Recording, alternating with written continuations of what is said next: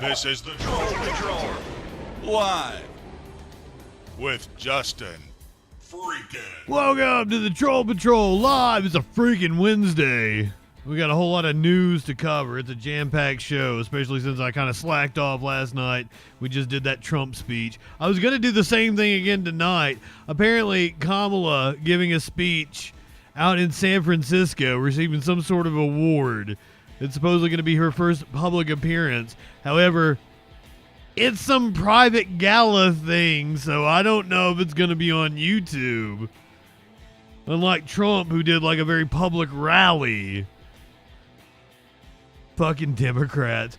The article I read today was like, everyone is clamoring for Kamala's voice in this moment. And I'm like, no, they aren't.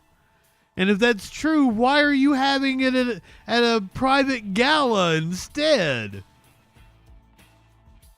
It doesn't make any sense. We've got some crazy shit going on. A GOP nominee in Virginia is accusing Virginia's governor of extortion.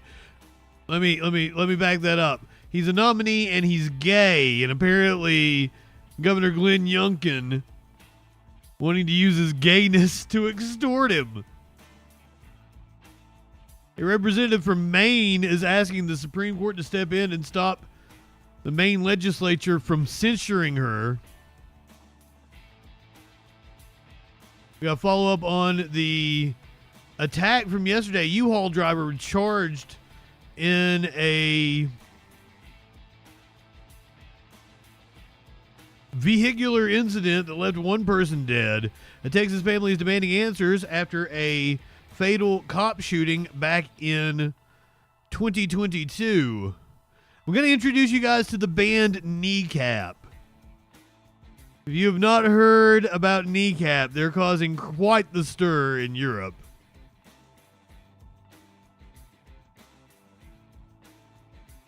We're going to listen to how voters feel on Trump's 100 days, one of those little focus group style things. We're going to watch CBS first, which is going to be probably a mix of, for Democrats, for Republicans, for independents, or some shit like that. Then we're going to watch Fox News, and we're going to contrast the two. We're going to get an economics lesson tonight. We're going to talk about how the economy contracted. Food banks are facing cuts. Americans are using loans to buy groceries. If you happen to lose your home, it's kind of criminal to be homeless now, according to LA. Professor's going to tell us about GDP. We're going to look at the ports in Seattle and Los Angeles. RFK out here saying that he is banning dyes. That he is apparently not banning. Lying about banning dyes in food. Rubio says that the Biden administration was spying on Americans. Trump gave an interview last night where he talked about Abrego Garcia's tattoos and apparently proved that he does not know what Photoshop is, thinks that the clearly photoshopped numbers and letters were actually on his knuckles. It's insane. Libertad, Holiday, Lazy Eyes, Dougie, Flash, good evening. I watched a little bit of the Ethan Klein, Sam Cedar. I wouldn't call it a debate. Okay, maybe I haven't gotten far enough into it because it was kind of boring to me. There was really no friction as I could tell. It seemed like Ethan was just like, no, I actually believe that Israel was committing a genocide. No, here's what I said. No, I'm not being radical.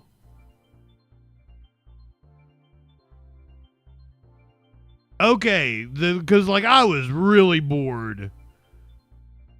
20, 30 minutes. I got into it. And I'm just like, this is nothing. It really seems like Ethan is not. One, I don't keep up with this shit.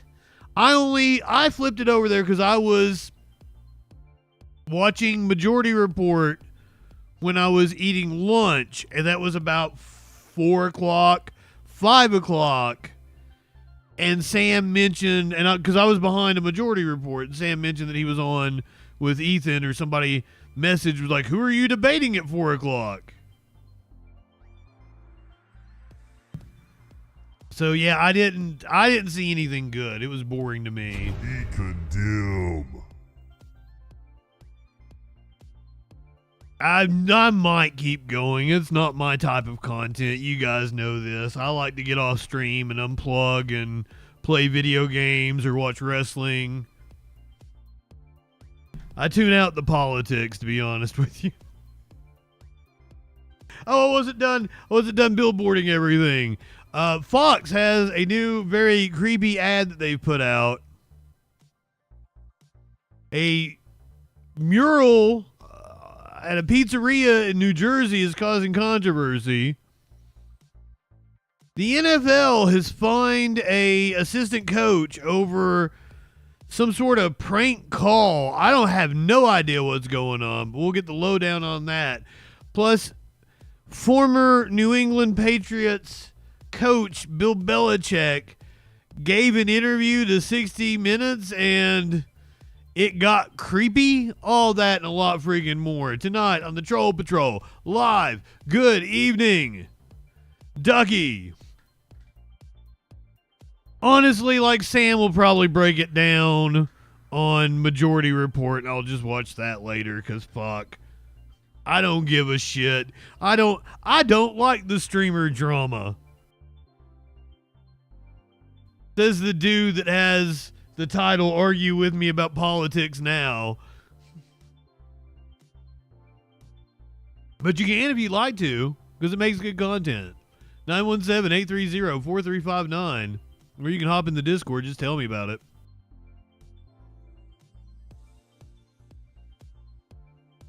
Yeah, like I everything I know about Ethan Klein, I know against my will. So, if that tells you anything, Holiday, you're right. I could always argue on accident. That's totally true. I am not high enough for this shit. Oh, here's your meme of the day. Harambe watching everyone talk shit about taking out a gorilla. Dicks out. Dicks out. For the legend.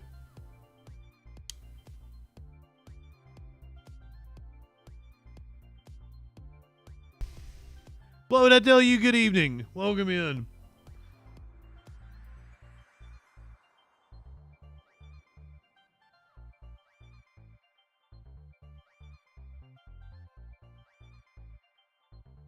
It's gonna be a long night. I got a lot of video to watch. Byronic. DJ Dub. I don't think I told you good evening. One more hit.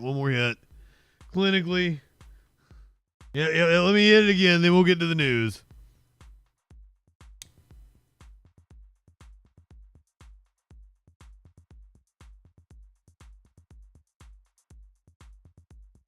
I'm not anti-firearm, Flash. I am pro-responsible use of firearms. I think most people have no goddamn business owning firearms, and we should have laws that reflect the fact that most people have no goddamn business owning firearms. But overall, I'm not anti-firearm. Oh, shit. Let's start off tonight. The Trump administration, nope. We're going to start off with the Senate tonight. The Senate. The Democrats in the Senate unable to get enough Republicans to join with them in order to stop Trump's tariffs. I have been advocating for Congress to take back the power that it is advocated to the executive branch. Apparently they ain't gonna do it. Senate resolution to scrap Trump's Liberation Day tariffs fails despite some GOP support. A Senate vote to scrap President Trump's wide-ranging Liberation Day tariffs narrowly failed on Wednesday, sparing Republicans a second consecutive blow as the president's trade policy continues to face opposition. 3 Republicans, Susan Collins of Maine, Lisa Murkowski of Alaska, And good old Rand Paul voted in favor of the resolution alongside every present Senate Democrat. The Democrats ran into attendance problems. Senator Sheldon Whitehouse was absent along with Senator Mitch McConnell, who had voted in favor of a similar bill reversing tariffs on Canada earlier this month. The final tally was 49-49. McConnell and Whitehouse had both missed the two votes earlier in the day. One Senate GOP member told The Hill that McConnell was sick and unable to vote. So what was Whitehouse's excuse? The senator has been consistent in opposing tariffs and that a trade war is not in the best interest of American households and businesses. He believes that tariffs are a tax increase on everybody. This is according to David Popp, a McConnell spokesperson. Whitehouse was reportedly traveling from South Korea. Why was he in South Korea instead of voting in the Senate as we pay him to do? We certainly live in a gerontocracy. The vote was held open longer than normal amid questions about the next steps. The chamber immediately proceeded to a vote that would block off the resolution from coming to the floor once again.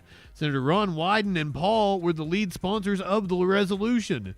The measure is non-binding and would have been dead on arrival in the House. Still, the White House sought to avoid a repeat of what had happened earlier in the month. It vowed to veto the measure as Trump tries to navigate the tricky waters of potential trade deals with scores of countries. Those trade talks have not quelled concerns among some Republicans. Paul argued that the White House is overstepping its bounds with its emergency declaration to impose the tariffs and has maintained that Congress should have that power. Thank you, Rand Paul. Rand Paul might actually vote in favor of the tariffs, but is actually principled voting against them because the president shouldn't have that power. So thank you, Rand Paul. For once, you're usually a gigantic douche. We'll get to that shortly here, DJ Dub.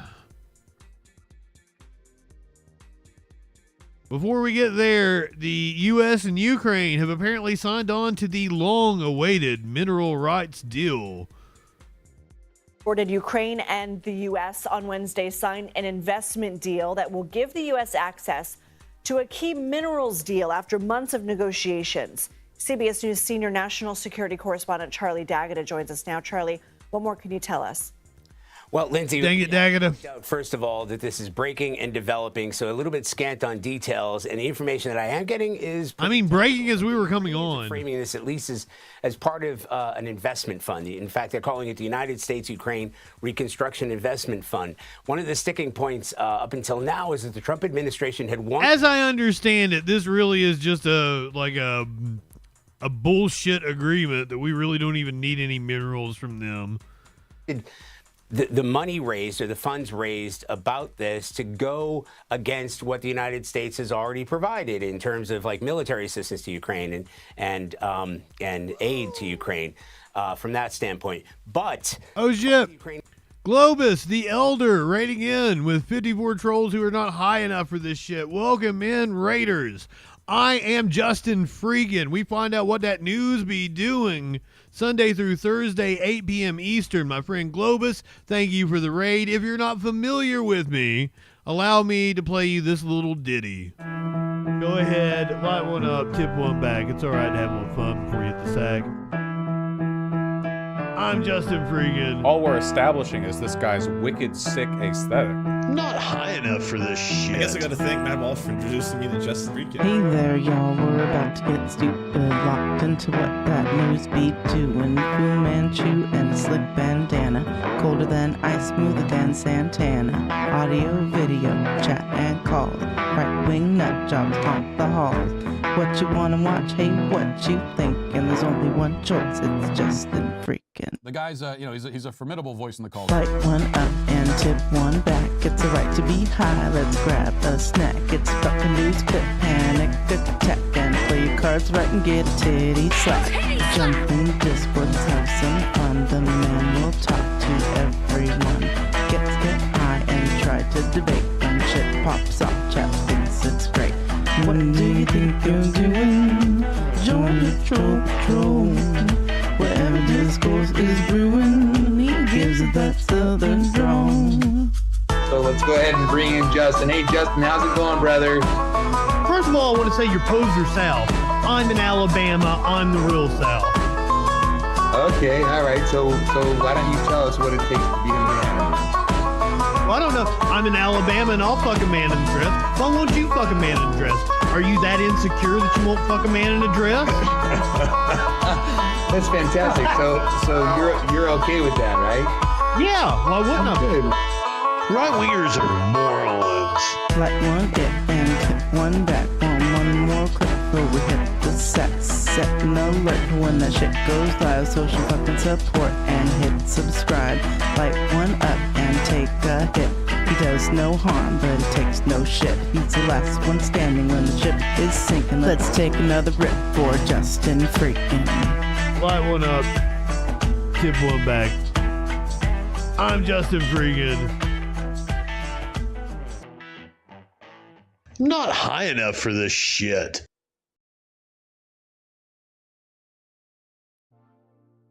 You heard the lady. Light one up, tip one back. I'll go through, say hey to everybody. T-minus, welcome in. Textillion.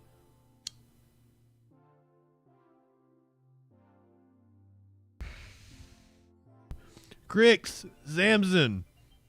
I saw you guys in here. Welcome in. If you're not already following, give the channel a follow. Go find me on other social media. TikTok, YouTube, Facebook. I'm everywhere. JustinFREAKIN. Pretty easy to find. Pharaoh, welcome in, my friend. Did I miss anybody? Silent. Silent came in here. Andy, thank you for being a freaking follower. You want to find out what that news be doing. And I think just within the last couple of hours, a federal judge placed an injunction on Trump's use of HB 83. This continues the halt of enforcement of immigration measures that Trump is using. Supremacy clause on our bill, especially Kygo, what up? Administration and the changes that they're making. I don't think we're going to get sued by the federal government on this. And yes, there probably will be a private cause of action or private lawsuit against this from some entity, but we will see. Well, we didn't have to wait long to see a lawsuit filed against House Bill 83 or the Immigration Cooperation and Enforcement Act. Oh, this is a bill from Colorado with the Federal Immigration and Customs Enforcement. So could we call it the ICE Act, maybe? Anyway, the ICE baby signed House Bill 83 into law. The American Civil Liberties Union filed a class action lawsuit against it on behalf of a farm worker advocacy group, a nonprofit law firm, and 5 anonymous non-citizens. Well, enforcement is now not a thing with this new law, at least for now. A federal judge just put an injunction on it, blocking that enforcement or cooperation while the lawsuit works through the court system. This law would allow local law enforcement to ask about immigration status and document that status when someone is accused or being investigated for a crime. They can then Why didn't they just call it your Papers, Please Act? The offense of being in Idaho undocumented would be a misdemeanor. Re-entry would be a felony. The law also created a new crime of felony trafficking a dangerous alien for anyone bringing in an undocumented immigrant into Idaho. But because of this decision today, none of it can be enforced as of now, which is, of course, the ultimate goal of the plaintiffs who call this law not only extreme, but unconstitutional. Here's Hunter Funk. The law created a lot of fear in immigrant communities and amongst our plaintiffs here in Idaho. Yeah, and I said Colorado. This is Idaho. Communities can breathe a little bit easier. A federal court has told the state of Idaho not so fast on House Bill 83, and it's what the American Civil Liberties Union is calling their first victory. We've challenged the law's entry and re-entry crimes. So these are state immigration crimes that try to let state law enforcement basically enforce federal immigration law without the proper training and without the proper support. And so that's unconstitutional. It violates federalism principles, and we're really encouraged by the court's ruling validating that. Idaho totally makes sense. I'm sorry, Flash. Blocked the law to go into effect for the short term. I am very much not a pre-watch Andy. I do not consume any of this before I actually get on stream with you guys. I only really know the headlines, and sometimes I get it wrong. I apologize. A little sloppy shot, but it gives you an honest reaction to what's going on. Now, a judge granted a preliminary injunction, which means the law can't be enacted until the court decides whether it's unconstitutional or not. The ACLU of Idaho says it doesn't just impact Idahoans, but people passing through as well. The law anyone who travels through the state of Idaho, who's in the state of Idaho. HB 83 is part of a growing trend in It's such a fun word to say. trying to take immigration enforcement into their own hands. A few other states have tried to pass legislation like this, and it's been blocked in every case. So in Texas, Oklahoma, Iowa, and Florida, there are similar laws that have all been blocked. So we think that I'm all about hoeing now. Is clearly unconstitutional, and we think that it's not a good use of anyone's time or resources. The ACLU of Idaho says it's not only unconstitutional, but puts immigrant communities in danger. We're going to continue to fight on this lawsuit until we obtain a permanent injunction that protects immigrant communities here in Idaho, and we're not going to stop fighting to protect our immigrant communities. And when it comes to the co-sponsors of the bill, Representative Jaron Crane and Bruce Skog, on what they're thinking about this injunction after it came out, well, we've yet to hear back from them. So for now, Brian, like we mentioned, it's pretty much put on hold. And that's not unusual for laws like this as they work their way through. Lenny, welcome in. Representative Crane, I do remember he mentioned this is based on a Texas bill, Texas law, and that law is currently in the courts, as you just mentioned. Correct. But he's pretty sure that he said the Supreme Court has already said it's good to go and can be enforced. But there was a question as to why not wait until what happens with that Texas bill. Both he and Skog were pretty confident that this bill is better than the Texas bill, so they just didn't want to wait. I think he said something about Skog, didn't he? Yeah, I was going to say, and obviously other ones are trying to challenge it as well. Yeah, but here we are. It's tied up in court, so we'll see how it plays out. Thank you very much, Hunter. If I was going to be tied up, I'd rather not be in court. The bedroom is probably the best place to be tied up if I had to pick. I personally don't like not being in control. A judge ordered the release of a grad student who had been detained by ICE. Mohsen Madawi is now free from federal detention. A landmark decision made today in the case of Mohsen Madawi versus Donald J. Trump. A federal judge in Burlington released Madawi on bail this morning, ruling Trump and the federal government were unjustified in having immigration agents detain him and try to kill him just over 2 weeks ago. ABC 22's Matt Holderman was there for the moment Madawi walked out of the courthouse unhandcuffed, no shackles. Matt, doing the Nixon. More about that moment and exactly what was discussed in court. Yeah, Lauren, well, the crowd of a couple hundred Madawi supporters absolutely erupted when they saw him walk out of the front doors undetained this morning, marking a unique moment in American history where a green card holder appears to have bested a sitting president in an immigration-related case. The judge asked the government 1 week ago to provide more reasoning for why they detained Madawi in the first place, and while members of Trump's cabinet did provide some more details Monday afternoon, the judge decided it still wasn't good enough to justify keeping Madawi behind bars. He's free!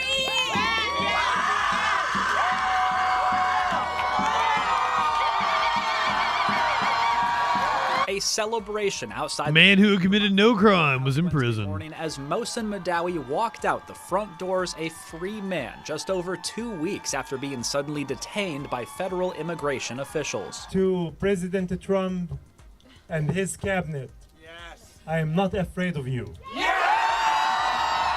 District Court Judge Jeffrey Crawford granted Madawi's motion for release and immediately denied an appeal from the federal government to pause his release for 7 days. Members of the Trump administration, including Secretary of State Marco Rubio, had explained that they told ICE agents to detain Madawi because he posed a threat to U.S. foreign policy. A threat. Largely through pro-Palestinian protests he led at Columbia University denouncing the war in Gaza. Judge Crawford ruled this and other arguments the government provided aren't enough to justify detaining Madawi or attempting to deport him. They arrested me. What's the reason?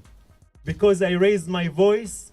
Thought crimes. No to war, yes to peace. Mohsen's story speaks for itself.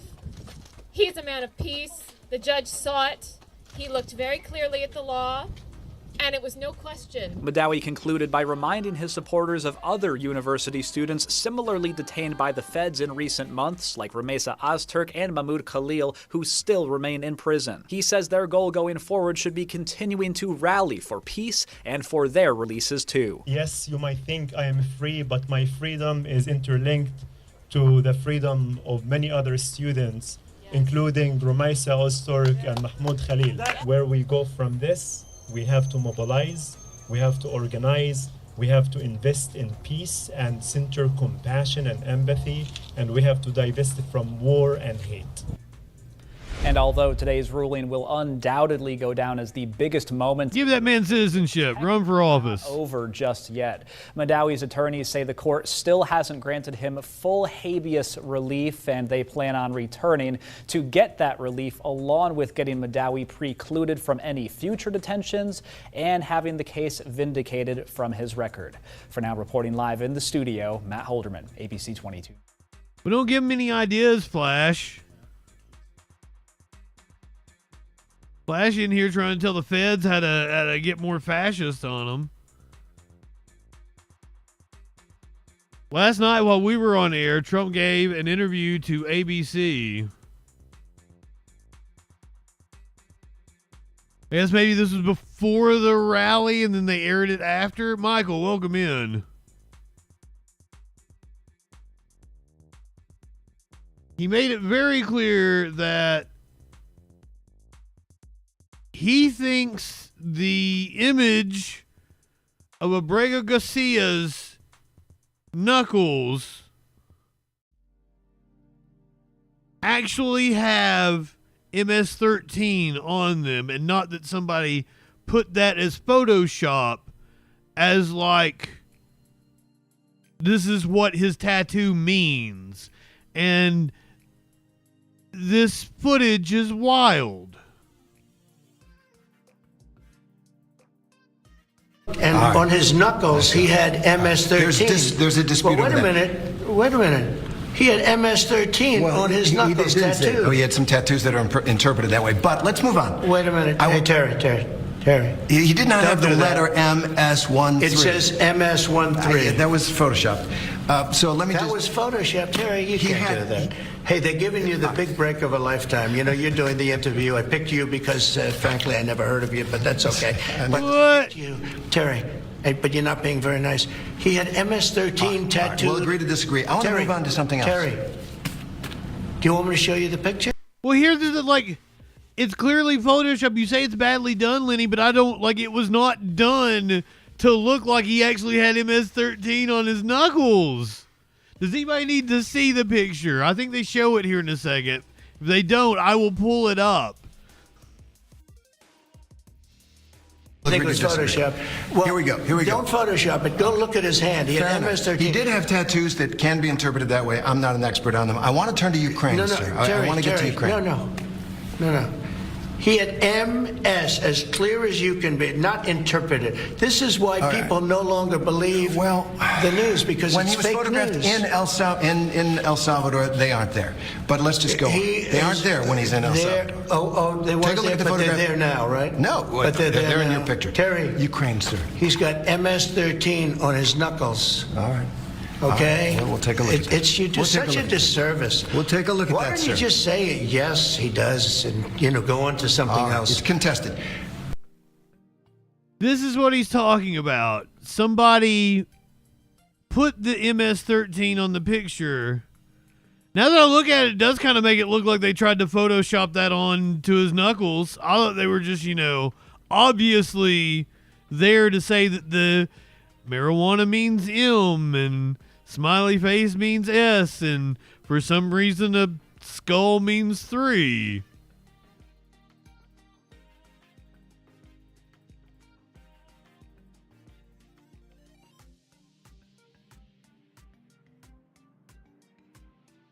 And his wife, when she posts his pictures, apparently covered up his tattoos. I would assume it's because he had marijuana on his hand. She's like, oh my God, I don't want him to think, he's a criminal because of marijuana.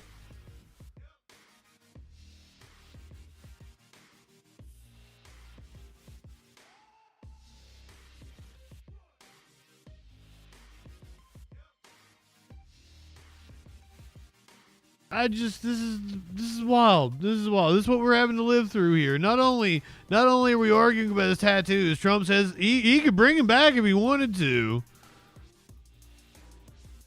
He don't want to apparently, but he'd bring him back if he wanted to. Making comments that could signal defiance to a Supreme Court order involving Kilmar Abrego Garcia. The president tells ABC News that he could bring back the Maryland father of 3 to the United States if he wanted to, but he doesn't. U.S. officials claim he's a confirmed MS-13 member, but his family denies that. The Supreme Court has ruled the Trump administration must now facilitate his return. Trump and his top aides have said the U.S. does not have the ability to return Abrego Garcia because he's in the custody of a foreign government. Comments the president appears to now contradict. Yep.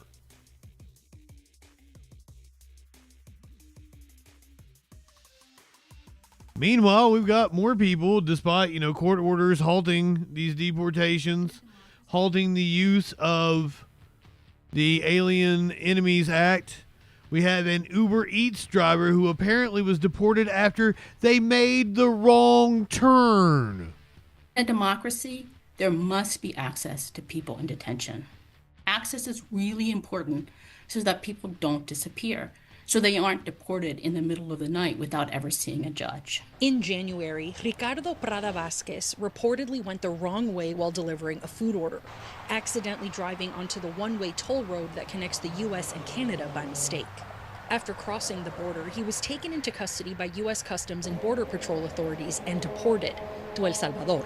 His experience shows the speed of the deportation machine, how individuals are being fast-tracked. Representatives with the Michigan Immigrant Rights Center say the most unusual part of this case is that he was deported without due process, citing the, quote, black hole of information for immigrants held at detention centers for days, without a system in place to handle the overflow. No matter who you are or where you're from, you deserve to be treated fairly and with dignity. Our Constitution guarantees due process for everyone, regardless of immigration status. Reports show Prada Vazquez had permission to enter the country through the CBP-1 app and was waiting for an appointment with immigration. But because he left the country, officials said his status was invalid. Representative Rashida Tlaib says making a wrong turn into Canada is a common mistake that may lead to even more severe outcomes. It's in the backyard of a community that has 20 different ethnicities. But I do want to make it clear, people are still making this innocent mistake that now has the possibility to destroy their lives. A miracle almost 7.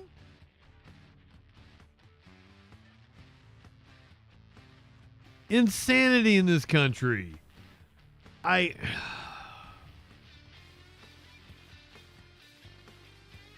was a cabinet meeting earlier today. Marco Rubio apparently divulging that he believes that the Biden administration was monitoring the social media of U.S. citizens. Marco? Well, it's not easy to go last after all these reports. Oh, man. Come here. First of all, Mr. So it better be good, and I'll be short as well. A couple things, Mr. President. I think you deserve a lot of credit for 2 things. The first is assembling this great team of people. Some of whom I've known for a long time, others who I've gotten to know during this period of time, but putting together a team, not just of talented individuals, but that work well together.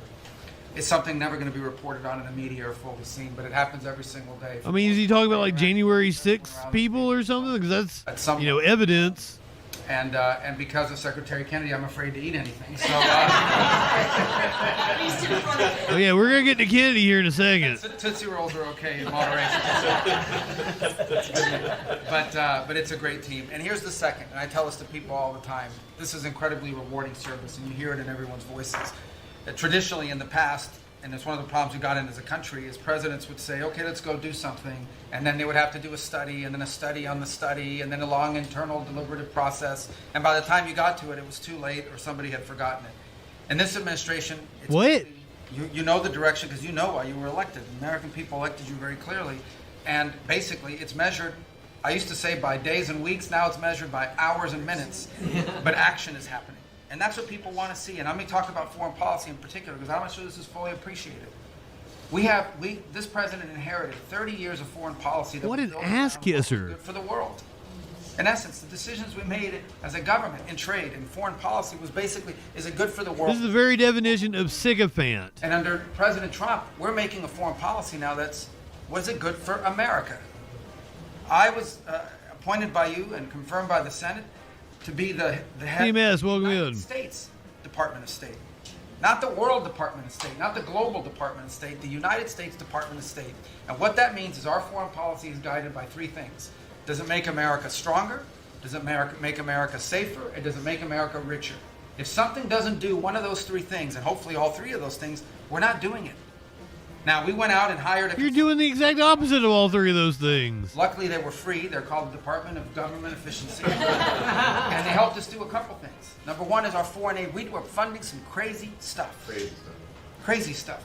You tell me, how does a puppet show Open, welcome in. around the world make us stronger, safer, and more prosperous? So we got rid of puppet shows and a bunch of other things. I'm sure they were very good puppet shows. And I'm sure that a bunch of charities in the world can go pay for it. You're exactly right, Open. It's hilarious he's talking about puppet shows while he's reorganized the Department of State.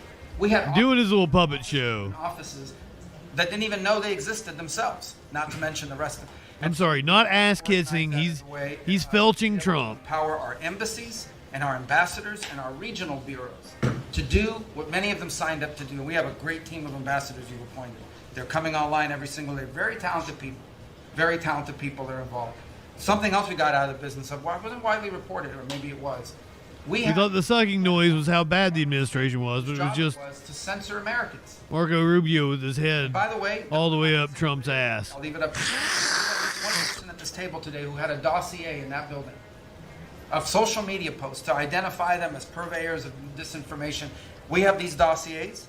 We are going to be turning those over to these individuals.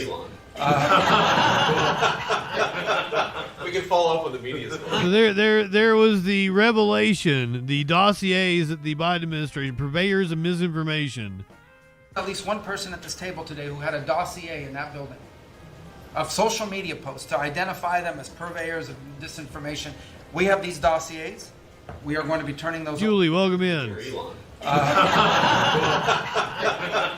We can follow up with the media. Well, we are going to turn over these dossiers to the individuals, and they'll decide whether they want to disclose it or not. But just think about the Department of State of the United States had set up an office to monitor the social media posts and commentary of American citizens to identify them as vectors of disinformation. When we know that the best way to combat disinformation is freedom of speech and transparency. And so that's what we're going to be in the business of doing. We're not going to have an office that does that. Beyond that, Mr. President, and this I'll move quickly because this has been a team effort.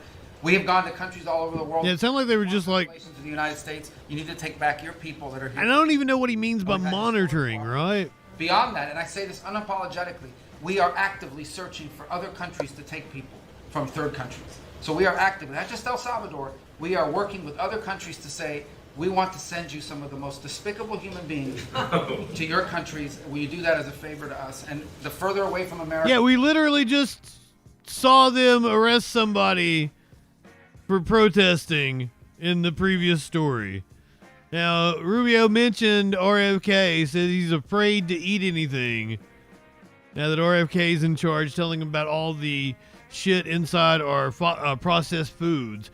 But here's the thing, RFK is going out here making a big deal about banning dyes, and he's actually not banning them. He's falsely claiming that he's banning these dyes. We need smart kids in this country, and we need healthy kids. And thank you for your leadership. We're going to get there. At the Biden EPA, we saw industries suffocate. But at the Trump EPA, the Green New Deal is dead.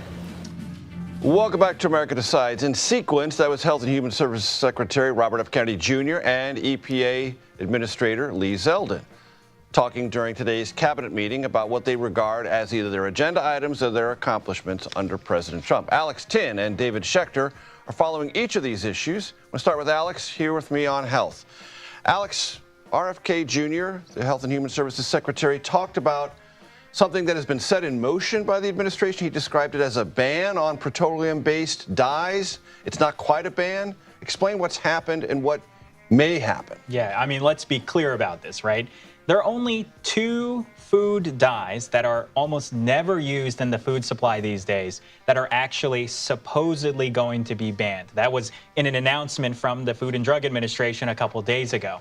Outside of those 2 very rarely used food dyes, everything else, the FDA and HHS has said that they are going to try to ask the food industry to stop using, not go through the much more complicated, much more difficult process of actually trying to ban those food dyes, as the Biden administration did for Red 3 just a couple months ago. So yes, it is not a ban, not by any stretch of the imagination. So once again, Biden administration delivered the thing that the Trump administration says they're gonna deliver.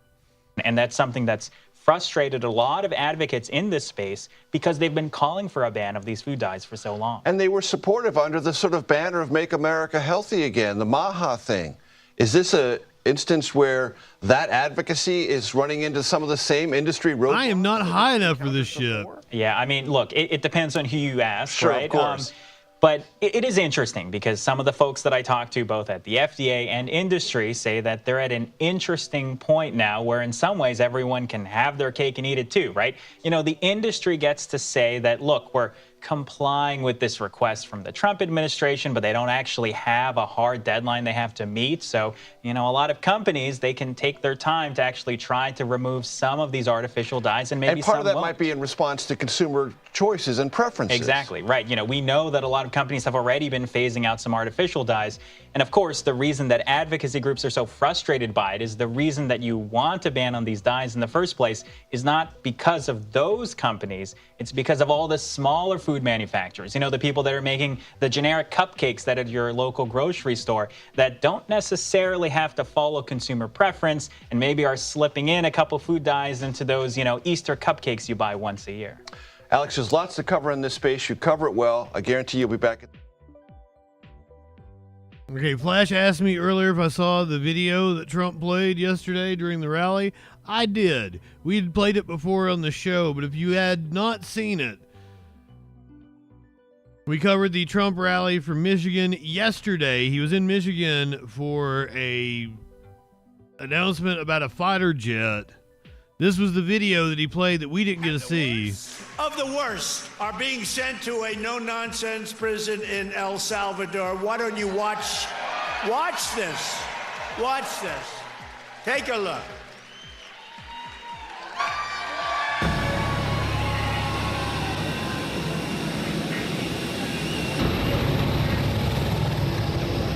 Oh, no, is it okay? I was about to say, is this not the video? Had to reposition their camera. All we could hear was the soundtrack. It sounded incredibly fascist.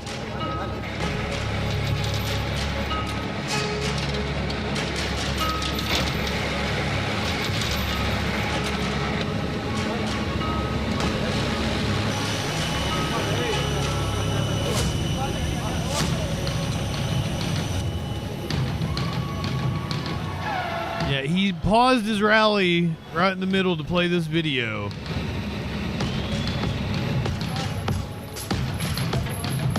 The feed we were watching kept the camera on Trump, so we just heard this insane soundtrack, and we're watching Trump like...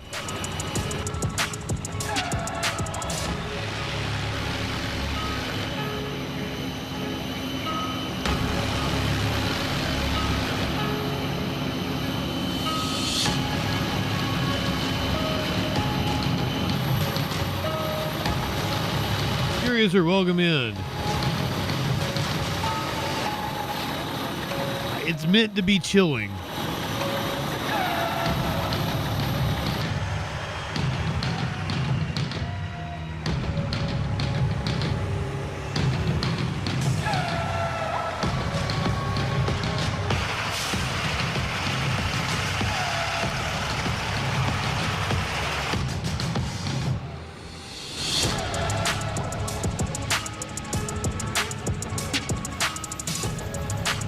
The opening credits to a movie about rebellion.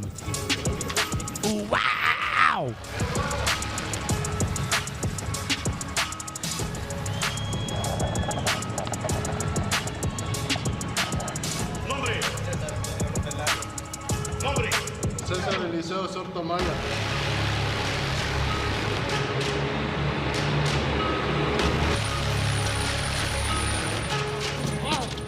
I'm fascinated by the fact that the history books are going to have videos this time.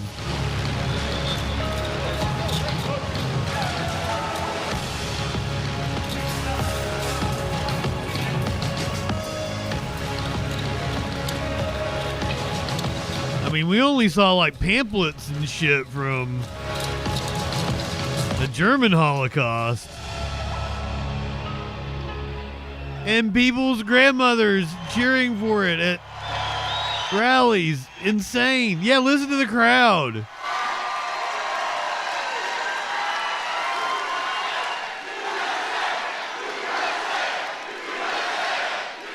And they chanted USA for a video of people being locked up.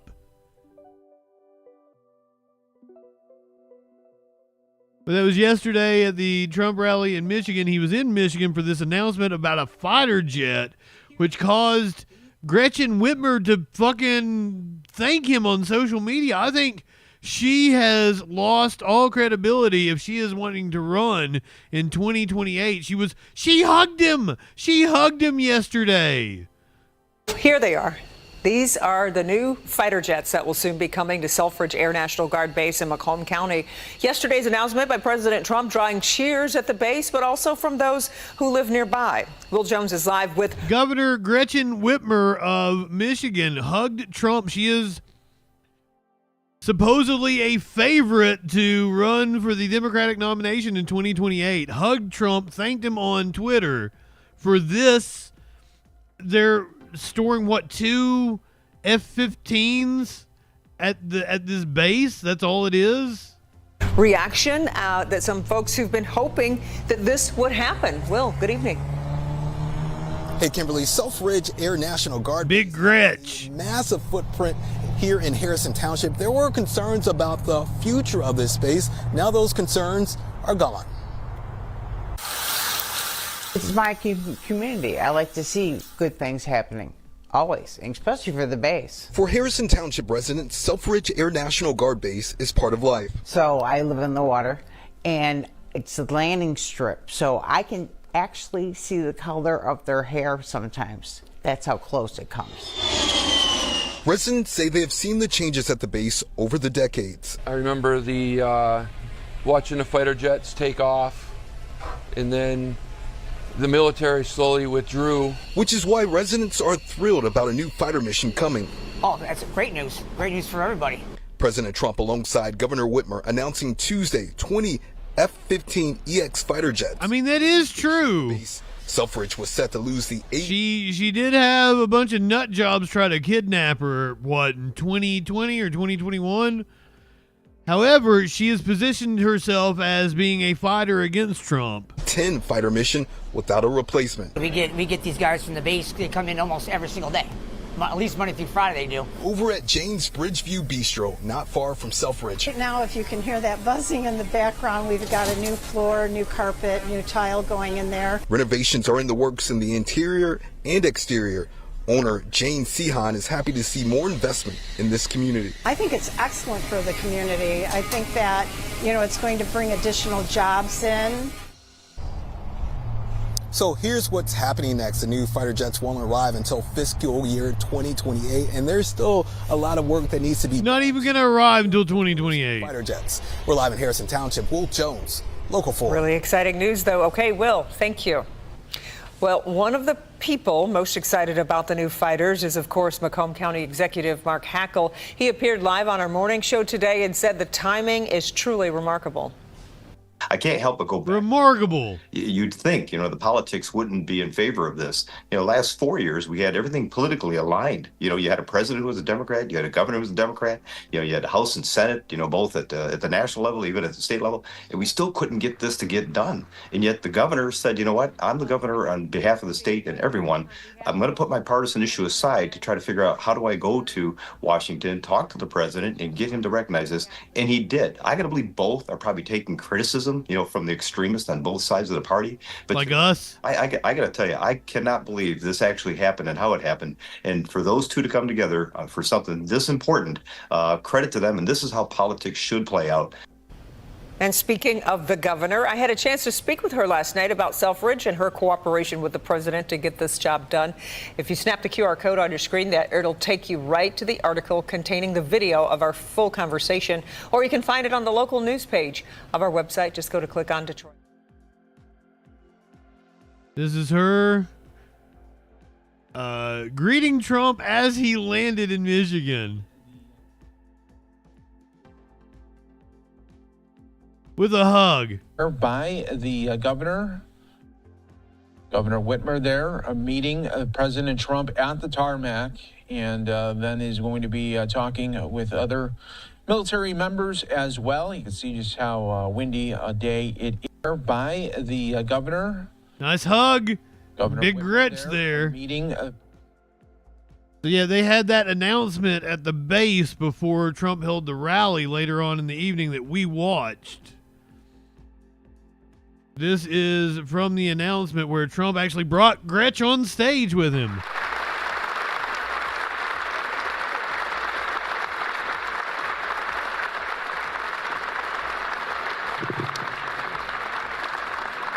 Well, I hadn't planned to speak, but I'm on behalf of all the military men and women who serve our country and serve so honorably on behalf of the state of Michigan. I am really damn happy we're here to celebrate this recapitalization at Selfridge.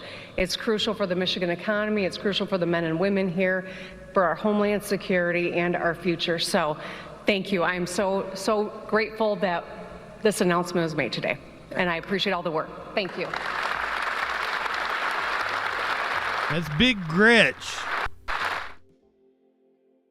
One of the front runners to win the Democratic nomination in 2028, completely capitulating to the Trumpster there, helping to glaze him on his 100-day celebration. Perhaps we go to another Midwestern governor and we can get more of a resistance. This is Illinois Governor J.B. Pritzker. Quesadilla, welcome in. Okay. I mentioned this at the top of the show, but Illinois Governor J.B. Pritzker delivered a speech last night in New Hampshire. It was quite a speech that I just think you need to hear more of, because there's not a moment in this speech where he holds back. And he makes a pretty compelling case for why calling things out directly and clearly is really the only way to go. Let's start with something that should, be easy to say. It's wrong to snatch a person off the street and ship them to a foreign gulag with no chance to defend themselves in a court of law. Standing for the idea that the government doesn't have the right to kidnap you without due process is arguably the most effective campaign slogan in history. It's the OG of political messaging. Today it's an immigrant. I understand what you're saying, Flash, but the best socialist we ever had in this country was also a very, very rich man. So I don't know. The most leftist president we've ever had was insanely rich, one of the richest men in the country. So with a tattoo. Tomorrow it's a citizen whose Facebook post annoys Donald Trump. There are plenty of people in this country who hold opinions that I find abhorrent, but my faith and our Constitution dictate that I fight for their freedoms as loudly as I defend my own. And as a Ukrainian American Jew who built a Holocaust museum, whose family immigrated here as refugees from the Russian pogroms, let me say this to Donald Trump. Stop tearing down the Constitution in the name of my ancestors. I mean, for Democrats who are unsure about how to talk about Trump's lawless deportation program, that just gave you a pretty good idea. How about Elon Musk and the rest of Trump's cronies? Well, you talked about them too. The governor had a few things to say about them. There are plenty of Democrats that have been talking about Trump's deportation policies. I could think of Ariana Presley, Rashida Tlaib, Ilhan Omar. The white man said it, so Jen Psaki's got to promote him. Our small businesses don't deserve to be bankrupted by unsustainable tariffs. Our retirees don't deserve to be left destitute by a Social Security Administration decimated by Elon Musk. Our citizens don't deserve to lose health care coverage because Republicans want to hand a tax cut to billionaires. Our federal workers don't deserve to have, well, a 19-year-old Doge bro called Big Balls destroy their careers. We need more of that. We need to mock them. I am thoroughly convinced that mocking them is the way to go. You saw the Democrats get the most traction in the fall when they were calling the Republicans weird. Autistic kids and adults who are loving contributors to our society don't deserve to be stigmatized by a weird Nepo baby who once stashed a dead bear in the backseat of his car. Our military service members don't deserve to be told by a washed-up Fox TV commentator who drank too much and committed sexual assault before being appointed Secretary of Defense that they can't serve their country simply because they're black or gay or a woman. If it sounds like I'm becoming contemptuous of Donald Trump and the people that he has elevated, it's because I am. You should be too. They're an affront to every value this country was founded upon. They're an affront to everything this country was founded upon. That is definitely a not holding back. And then Governor Pritzker ended his remarks with a very stark and very direct call to action. Listen to this.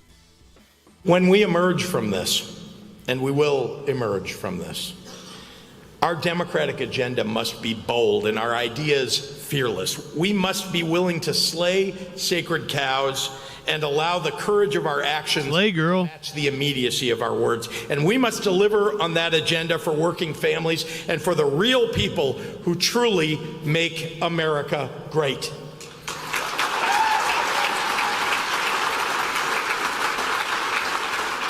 Listen, I understand the tendency to give in to despair right now, but despair is an indulgence that we cannot afford in the times upon which history turns. Never before in my life have I called for mass protests, for mobilization, for disruption, but I am now.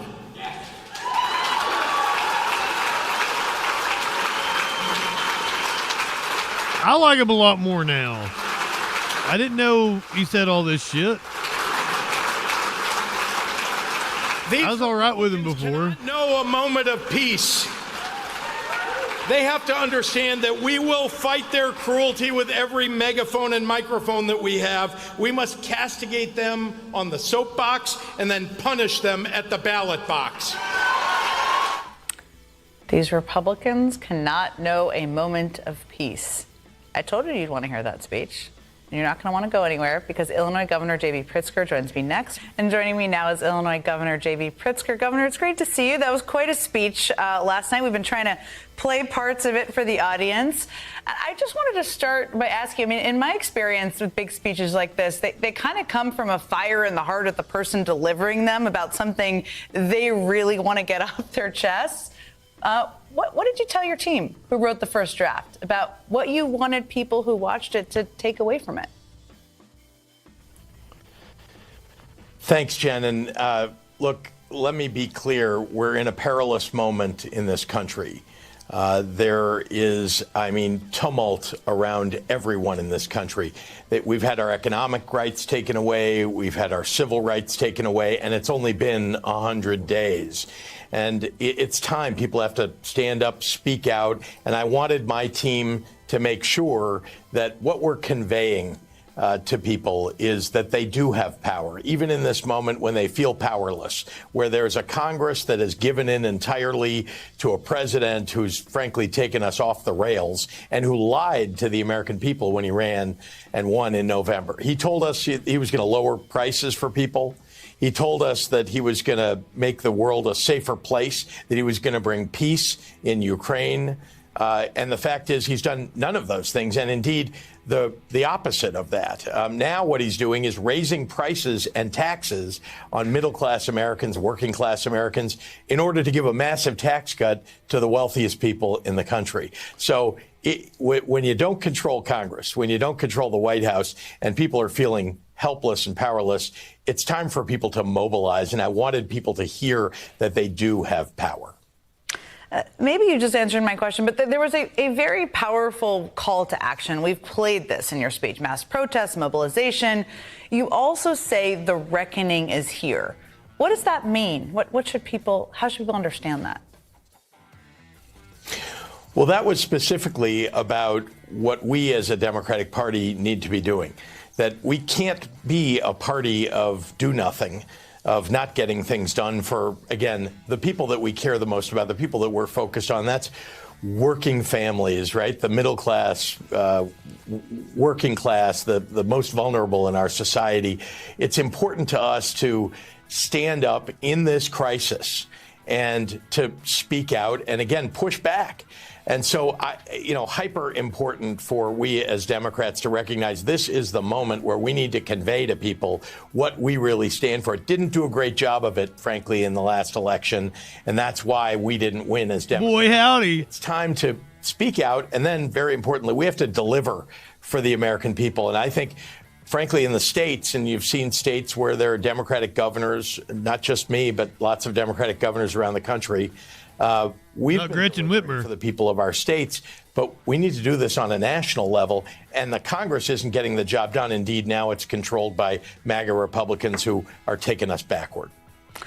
This overall vibe of the speech or emotion of the speech, I think, was a bit... She's like fangirling out. One of my takeaways from it. And you talk in a very personal way. You kind of called out the administration in a very personal way for its I do not like her. Power grabs under the guise of combating anti-Semitism. And you said, stop tearing down the Constitution in the name of my ancestors. I mean, clearly you feel it in your bones. A lot of people watching feel it in their bones. It feels like you were basically saying, my ancestors have lived this movie before. Wake up, everyone. I mean, do you feel like people, even within the Democratic Party or people in Congress, fair enough, Flash, understand or they're not tracking where this is all headed? I think that's right. And I have to say, you're right. It does come from a place deep inside. Remember, he definitely attacked her with vitriol from Ukraine when the Russians were killing Jews during the pogroms. This country accepted us as refugees, and we had nothing. Right, except the kind of the shirts on our backs and frankly, the motivation of not just the escape and from danger and the safety of the country, but also the opportunity that was here. And, that is, by the way, what most immigrants who come here feel is a real dedication to what America offers. And so what I feel, anyway, is that the dangers that my family experienced in Ukraine, offers a hard knock life. Dangers that we saw in Nazi Germany, especially in the earliest days of Nazi Germany, are the dangers that we need to react to now. If we don't, things will get much, much worse. I talked about habeas corpus, and I know that sounds like a concept no one wants to really hear about in the public, but what does it really mean? It means the government doesn't have a right to snatch you off the street and put you in prison without you having your day in court. And that is what Donald Trump not only has done to legal residents of the United States, including U.S. citizens, and you talked about 2-year-olds, 4-year-olds, a 4-year-old with stage 4 cancer, indeed, who's a U.S. citizen. Good night, Lenny. Without light one up, tip one back. Ability to fight back, right? They're taking people off the streets and sending them away. These rights, he then goes on to say in private, someone caught it on camera and on video, on audio, that these rights, he's willing to take these away from U.S. citizens now on a regular basis. So This is That was on purpose. That hot mic was on purpose. my bones because I've seen this happen before. And so we've got to raise alarm bells to everybody. It's a 5-alarm fire, everyone. It's time to step out of your comfort zone and step out into the streets and speak up and make your voices heard, because that's the only thing that we have. That's the power that we have. And we can stop them in their tracks, because you know what? Republicans in Congress don't want to lose re-election. And if they see that you're willing to stand up and speak out, and by the way, Republicans, farmers, and veterans all across even the state of Illinois, we're considered a blue state, but lots of red counties are speaking up, and they're deeply, deeply concerned. We're seeing it across the country. That's why you see tens of thousands of people showing up at these rallies. So I'm glad to see it, but yes, I had to raise the alarm. There was no Lester at the end. That was kind of sad. I already had it queued up. I was ready to tell him to shut the fuck up. You want to do a little economic news now? It's bleak. I'll go ahead and put it that way. It's bleak. Zahn, welcome in, my friend. Good evening. U.S. economy contracted in the first quarter. The U.S. economy contracted for the first time in 3 years in the first quarter, deepening concerns over the impact of President Donald Trump's tariffs.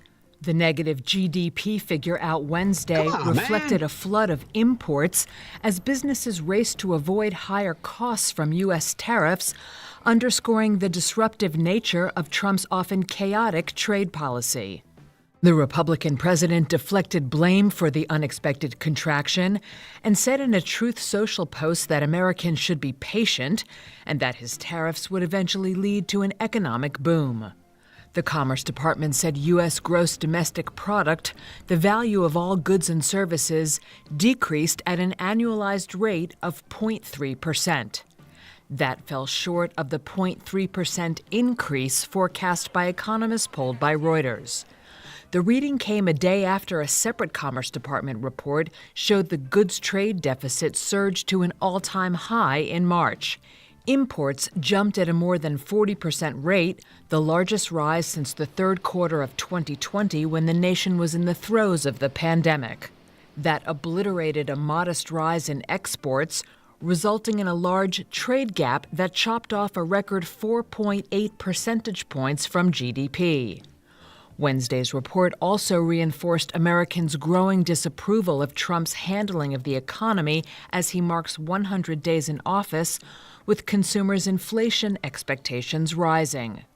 Consumer confidence is near 5-year lows and business sentiment has tanked, while many companies have pulled their 2025 financial forecasts, citing uncertainty over the economic environment. Wall Street's main indexes opened substantially lower after the GDP report's release, but stocks recovered some ground by midday.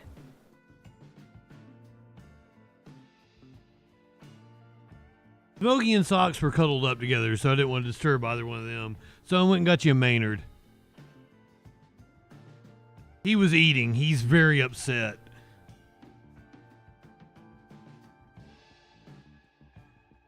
Got him right as he had his head stuffed in the food bowl.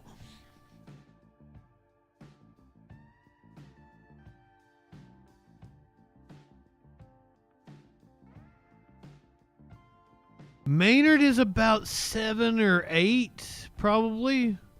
I don't know for sure. I got him in 2019, and he was 1.5, 2, somewhere around there.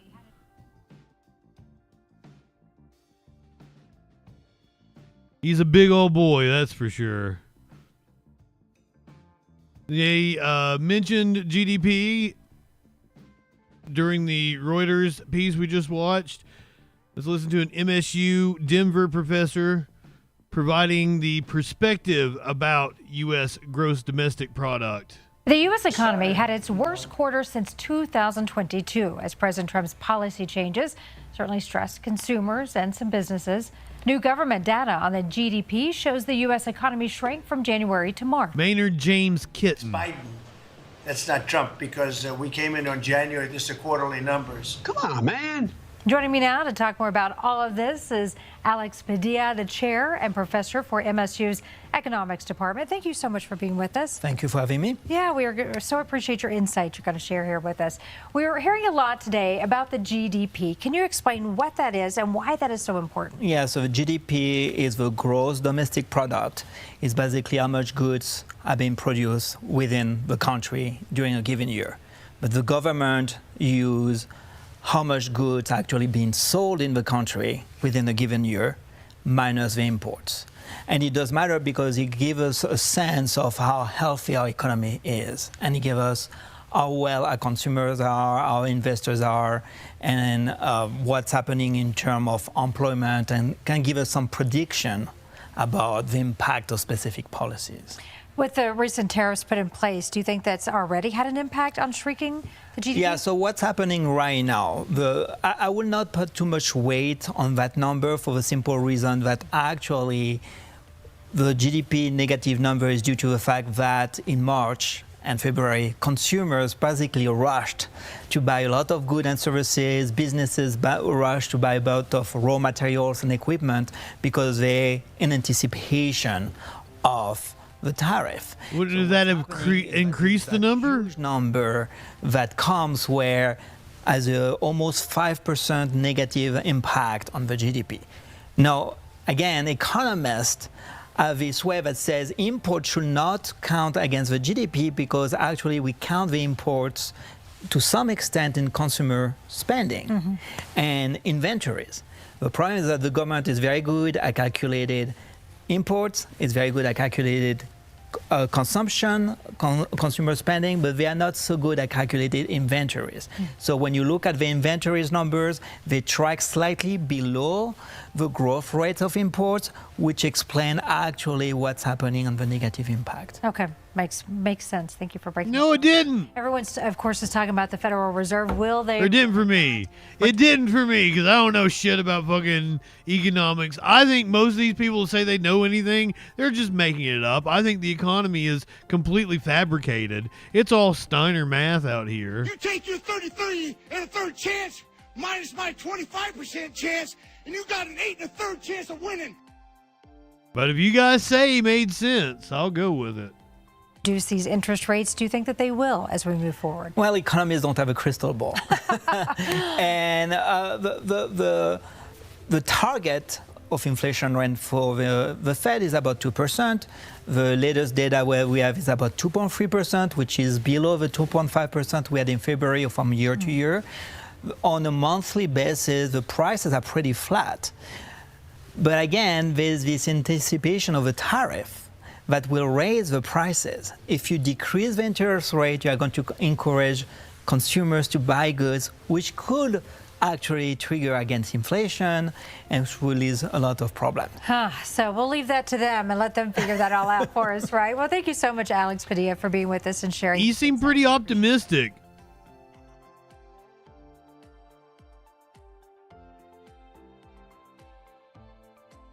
Meanwhile, I don't feel so optimistic because the next story that I'm going to show you, federal cuts to food banks, the safety net that would keep people from, starving to death should we have an economic downturn. Food banks facing cuts across the country. A $500 million nationwide cut to the Emergency Food Assistance Program, or TFAP, is already being seen here at Johnson County's Community's Food Pantry. Right now, they're canceling truckloads of milk, dairy, meat, and vegetables that are being delivered to food banks here in Iowa, and we're seeing the cuts. Barth says that means about $3.8 million in cuts for Iowa. HACAP, a food bank centered in Hiawatha, says it hasn't heard directly from the USDA, but it's also bracing for cuts. As the need continues to grow and rise, the funding continues to go down. So that's obviously a huge problem for us, because in the time where we want to do more, and we probably should do more, we obviously have to have the funds and able to do that. And we just, if we don't have that, it makes it incredibly hard to feed people locally. Barth says the Johnson County Food Pantry may need to turn to other resources like churches and local donators to fill the need. but she says they've already had to close their doors on Wednesdays. We're just trying to be as resourceful as possible just to stay open and keep our doors open. Barth says they're meeting with the Johnson County HACAP on Friday to see what comes next. It hurts. It's sad. It's sad that a resource as simple as food can be taken away from our neighbors that need it. From kids, elderly, you know, it's sad that we can't provide the basic nutrition for our neighbors. In Johnson County, Emily Schrod, KCRG TV9 News. There's a look at food banks, but don't worry, if your local food bank doesn't have food for you, you can always take out a loan to buy your groceries. The number of Americans using loans to buy groceries soars. A growing number of Americans have turned to short-term loans to cover essential expenses, reflecting mounting concerns about a potential recession. According to a recent survey by online lending marketplace LendingTree, shoppers using buy now, pay later financing options to pay for groceries has risen 25% from 14% this time last year. It's clear that people aren't just using BNPL for designer handbags and gaming consoles anymore. This is according to LendingTree Chief Consumer Finance Analyst Matt Schultz. They're also using it to buy staples such as groceries, and that's not a good sign. It hints that people are really struggling and are looking to tools such as BNPL to help them extend their budget. They're absolutely predatory. And hey, you know, if you lose your house, you lose your apartment, whatever, because you're putting all your groceries on loans, the government will take care of you if you're homeless, right? Right. They're not just going to come in and destroy your encampment where you're just trying to get by. Nope, I lied. That's what happened in LA today. A large-scale homeless encampment cleanup is underway east of Gardena. Yeah, crews just started the process of removing dozens of RVs along Redondo Beach Boulevard, and that's where KCAL News reporter Rick Montanez is live to show us the operation underway. Rick. Amy, Chris, we are talking about as many as 60 RVs that will be cleared out of here when this is all said and done. You could see the work behind us.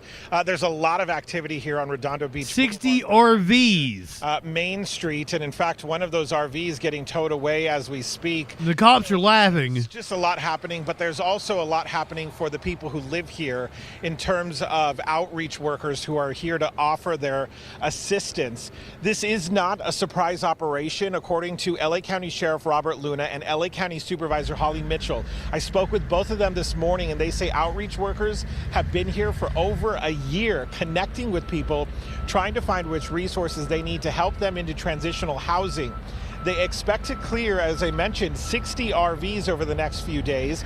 Outreach workers are here with the Sheriff's Department, the LA Homeless Services Authority, or LAHSA, along with Public Works and other agencies. If there's just RVs, why not just take over a lot and let them occupy it? They're told they've been offering housing, support services, even transportation for those who need it. This is now the 47th encampment cleanup, according to the county, under its initiative called Pathway Home. The sheriff says 1,300 people have been moved into temporary housing. 775 RVs have been towed away from county streets and unincorporated areas, and this is just one of many areas the county is still working to clear. And an absolute health hazard, because you've got to think, as you're going along this street, there's not running water. There's no running toilets, and people set up an RV park for them. So where is all that human waste going?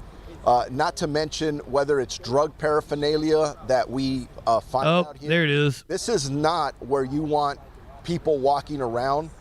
It's not a healthy environment. And the goal of these Pathway Home encampments. Did I see what I thought I just saw?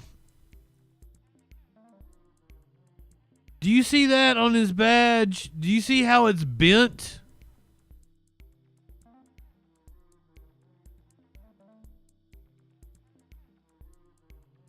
That means he's killed a rival gang member.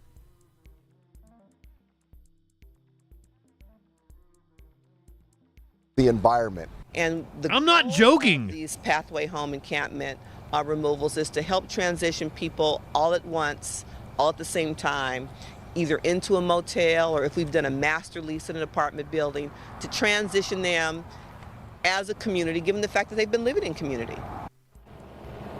And understandable, this may be a challenge for people who are living here and then transitioning into that temporary housing.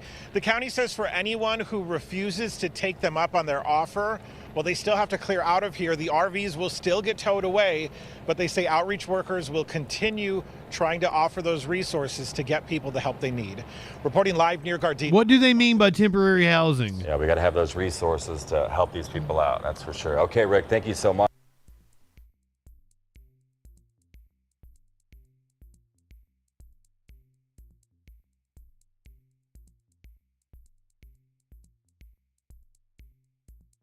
There's been rumors going around on the internet about the port of Seattle being a ghost town. We're going to go to KING in Seattle. They're going to verify these rumors. This post, shared online Sunday, says the Port of Seattle is effectively dead and there isn't a single international cargo ship at the port. I don't believe that. As the U.S. imposed 145% tariffs. But I'm hearing ports are down like 30-40%. Decided to verify the claims. Our sources are the Northwest Seaport Alliance, which manages all marine cargo operations for the Port of Seattle and Port of Tacoma, and Vessel Finder, which tracks vessel positions in real time. According to Vessel Finder, as of Monday, there were 3 cargo ships docked, 1 registered from Portugal, 1 from Singapore, and 1 from Hong Kong. Those are those yellow dots that you see right here. The Northwest Seaport Alliance says it's expecting 15 more cargo ships over the next week between the Port of Seattle and Port of Tacoma, with 12 of those ships containing goods from China. The Seaport Alliance says port traffic is up 7% in the last 30 days, but the forecast doesn't look as good. The last forecast I saw was forecasting out over the next 3 months, and each month was forecasted to be down around 25% per month. It says some ships are coming in with less cargo than anticipated, in some cases 30% lower. Unfortunately, we are beginning to see a reduction in the total number of containers coming off any particular vessel when they come in. The Seaport Alliance says it's hearing reports of canceled U.S. export orders, leaving some businesses scrambling to find other markets to send their goods to. Unfortunately, we've heard stories now of our agricultural exporters having to come back to the terminal and pick up containers full of agricultural exports to return back and store them as they wait for a customer. So we can verify the Port of Seattle is not a ghost town right now, but the Seaport Alliance says it will be closely watching what happens in the next couple of weeks. The Seaport Alliance says it is seeing similar product volume problems at the Port of Tacoma. It says some vessels carrying vehicles into the port have been bringing in fewer cars. It's not sure if it's because of tariffs or because fewer cars are being purchased across the country right now. Well, the double whammy on that one. So the claim that it's a ghost town, not true. Projections are that they will be down 25-30% over the next couple of months. This is the Port of L.A. New tariffs on Chinese goods are pushing product prices higher and forcing many U.S. importers to halt shipments. The Port of Los Angeles is now forecasting a 1/3 drop in cargo for next week compared to last year. Joining us right now is Gene Soroka. He's the Port of Los Angeles Executive Director. Gene, those are some big numbers. You're really expecting... He's a sleazy-looking dude. Next week. He looks like the dude from the 80s movies that used to, like, that molested kids. Like the dude from Beetlejuice. He's not in the new Beetlejuice because he's a kid diddler. That's what this dude looks like. Not saying he's a kid diddler, but he looks sleazy. Good morning, Becky. And yes, that's right. According to our own Port Optimizer, which measures the loadings in Asia, will be down just a little bit over 35% next week compared to last year. And it's a precipitous drop in volume, with a number of major American retailers stopping all shipments from China based on the tariffs. Yeah, the China piece of that is the most interesting. That's where the shipments are basically ground to a halt, you've said? Yes, that's correct. And that makes up about 45% of our business here in Los Angeles, Becky. Now, what we have heard Becky with the good hair over here to CEOs and senior executives of the shipping lines is they'll try to She really did have good hair. Calls in along the Southeast Asia routes where cargo is still moving, albeit at a 10% tariff. But realistically speaking, until some accord or framework can be reached with China, the volume coming out of there, save a couple of different commodities, will be very light at best. I was looking at the numbers, and for the first 3 months, you all handled about 2.5 million import containers. That's up 14% year over year. So how much of that was retailers and others trying to really bring forward as much as they possibly could ahead of these tariffs? A great majority of that volume was advancing inventory, and that started last summertime. Even during the campaign trail, when folks started talking about tariffs and trade policies, some larger retailers across a variety of sectors and manufacturing folks who were bringing in parts and components started to advance that inventory. So we had about 9 months of a run up here. And then this last burst in March really took us to the end of what we call that inventory look. And now precipitous drop overall, and realistically what we're going to see next is that retailers have about 5 to 7 weeks of full inventories left, and then the choices will lessen. Meaning that we could see empty stores. So post Memorial Day, consumers will see higher prices. How do you see that playing out? Yeah, a little bit of both. And I don't see a complete emptiness on store shelves or online when we're buying. But if you're out looking for a blue shirt, you might find 11 purple ones and one blue in a size that's not yours. So we'll start seeing less choice on those shelves simply because we're not getting the variety of goods coming in here based on the additional costs in place. And for that one blue shirt that's still left, you'll see a price hike. Gene, we always use the numbers, not just at the port, but any of the transportation numbers, anything that show us shipments coming in as an indicator of the overall economy. The numbers that you saw in the pull forward, does that mask what the situation could be right now? Or, I'm just trying to figure out how to read the economy at this point. We brought in a lot to try and prepare for this. It's bad. Is there the chance that we'll be able to shift to, containers coming out of Cambodia or Vietnam or other places that will bring that in? I don't know how we read any of this stuff. Yeah, Becky, you're right. And what we will see are a couple of stops in Southeast Asia to profile the vessels that are still in motion, meaning that, again, a great majority of the cargo's coming out of China. It's not now based on this pause by American importers. So those ships are idling. Let's put a call into Haiphong or into Ho Chi Minh sitting in Vietnam, drop into Southeast Asia before coming here to Los Angeles and try to fill the vessel up as much as possible. But the real key indicator that I've been looking at is for the month of May arrivals, we'll see 20 canceled sailings. That's about a quarter of the normal arrivals that we have, and therefore this drop will continue throughout the next month. But could we make up for it again with places? You've seen a drop in 20 containers, 20 shipments that come in. Could you see additional ones that are put on as they source other countries and try and bring those in? How long do you expect that to last? Yeah, possibly, Becky, but from a sheer volume perspective, manufacturing capacity in Southeast Asia locations, you're not going to make up for that 45% of the business that emanates from China. Secondly, this is kind of a longer game than transactional business. For example, major American retailers put their orders into... I like her idea that, can't we just get our cheap goods from a different Asian country? They have slave labor too, don't they? That was basically what she was saying. In Asia 3 or 4 months before a vessel even sails our way, which is an additional 2-week transit time. So simply shifting from your manufacturer in China over to Cambodia, Vietnam, Indonesia, that quickly normally doesn't happen. There are some negotiations that have to take place in addition to finding the necessary capacity, because a lot of folks are running to these locations now to try to augment the loss of volume coming out of China. No question that's going to create some pain here. But for China, I've read that they are, in a lot of cases, simply shutting down the factories, not doing anything because they don't want these orders to have nowhere to be sold. I would imagine the pain is felt pretty severely there as well. No. That's right. And again, to coin the... Their exports to us are only, what was it, 14, 15% or something like that? No, they're not going to face the pain that we are facing. Shelley, good evening. Morning. Nobody wins.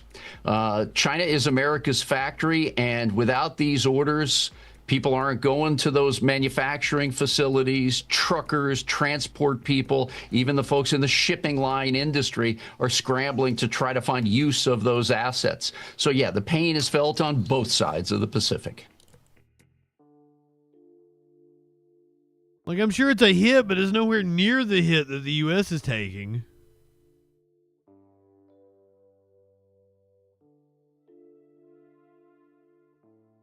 All right, now we're going to do something fun here. This is going to be a fun little experiment. We're going to do the same story, the same setup here. This is going to be a group of voters, a focus group, if you will, their opinions of the Trump administration. The first video we're going to watch is from CBS News, so it should be somewhat impartial.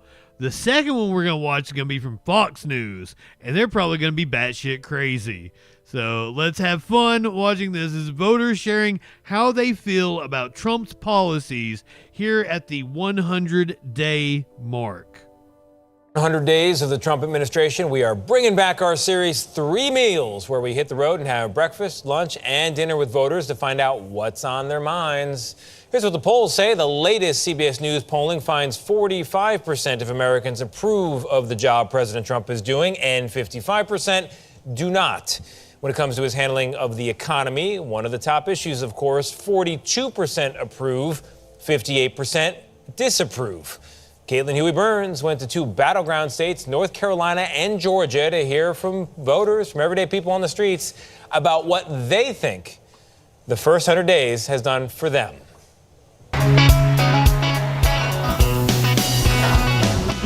We began our day at Presley Park Restaurant in Charlotte, North Carolina, a mom-and-pop institution that's been serving up the classics for more than 60 years. What is bacon, Nick? Harvey Castles is a regular here. Get you a bacon, egg, and cheese. With a little prayer. Just want to say thank you for this wonderful day. And a side of grits. What's a word that you would use to describe these first 100 days? Uncharted is a word that I've been using. Castles voted for Donald Trump in November, but says the back and forth over tariffs has him concerned. Are we going about it the right way? I'm not sure that we know yet whether we are. You know, we're not. Courage and stupidity can be a thin line. Jimmy Green says the economy was top of mind when he voted for Trump. I think the country's already trying to save money in some ways with, some of the things that Doge is doing. I would like to see us be able to give a little bit back to the... Spending is up. Do you look at the stock market much? I just think we kind of have to be a little patient. I let my 401k do what it's going to do.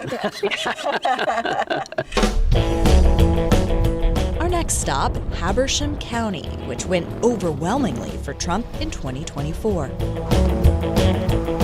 The #1 industry in this county is agriculture, chicken, pork, peaches, and here in this small town of Cornelia, apples. Fender's Diners claim to fame a hot, melty smash burger. This piece has been more fluff than anything. That's plenty of syrup. It's a pancakes for dinner kind of night.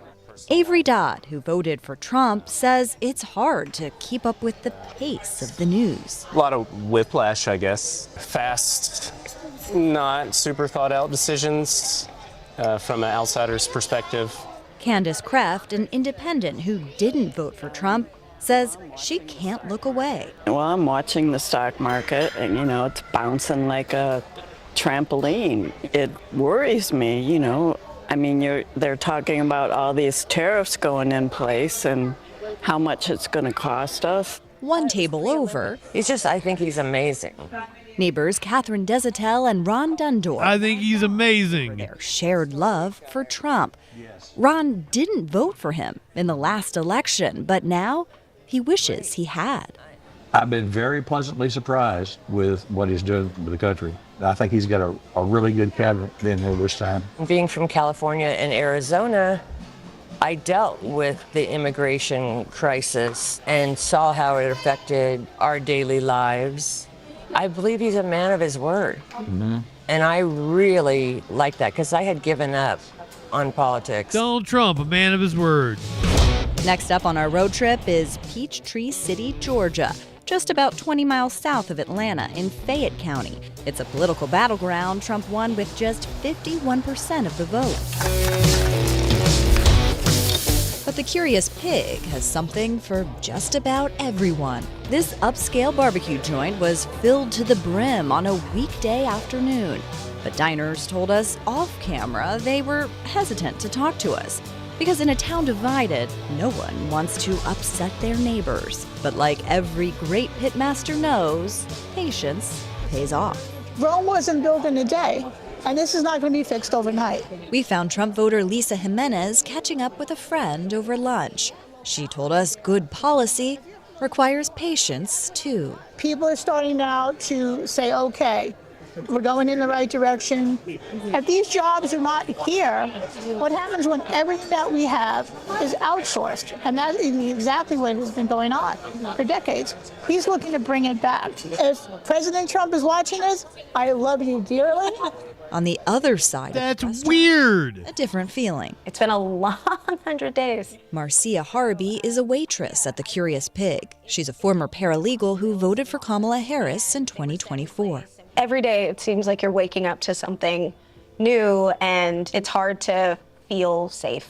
Cornelius Blanding works with farmers across Georgia in conjunction with the Department of Agriculture, which is facing restructuring under Trump. How are things feeling for you? The one word I would use is uncertain. What affects farmers impacts all of us. We're all consumers, we're all eaters, and we eat what farmers grow and what farmers produce. Have you guys seen a big impact in terms of tariffs right now? I'm worried about how much is groceries going to cost, how much are clothes going to cost, how much everything's going to cost based on these tariffs. Blanding didn't want to tell us who he voted for, and he says it doesn't matter. He's just rooting for the country. I hope for the opportunity where we all can voted for Trump. Figure out how do we move in the same direction. Yeah, maybe over a beer. Definitely over a beer. Wow, that CBS piece really sucked. What in the fuck?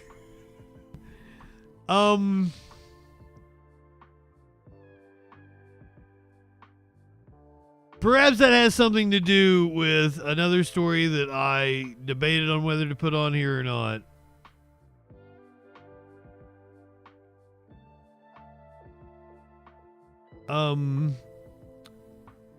The executive producer of 60 Minutes actually resigned. Let me go to this Cuds news piece because I had like multiple bookmarks on it. Like finding it here real fast. Bill Owens resigned as the executive producer of 60 Minutes after revealing that he was no longer allowed to run the program with the independence it had once upheld. His resignation follows controversy over a segment that exposed the impact of U.S. weapons in Gaza, where American arms were found scattered across several Israeli-bombed residential areas, often used by children as toys. The reporting sparked backlash from media executives like Sherry Redstone, who criticized the segment for being anti-Israel. Owens' departure highlights the growing tension between media freedom and external pressure, underscoring the struggles over how the genocide in Gaza is covered. This Sherry Redstone stands to make a really pretty penny in the merger that Paramount currently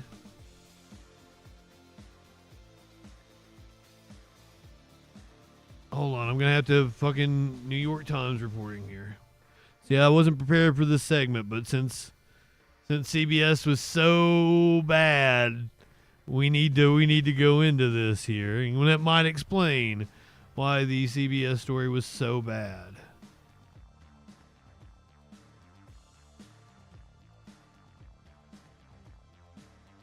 Paramount Board clears possible path for settling Trump's 60 Minutes lawsuit.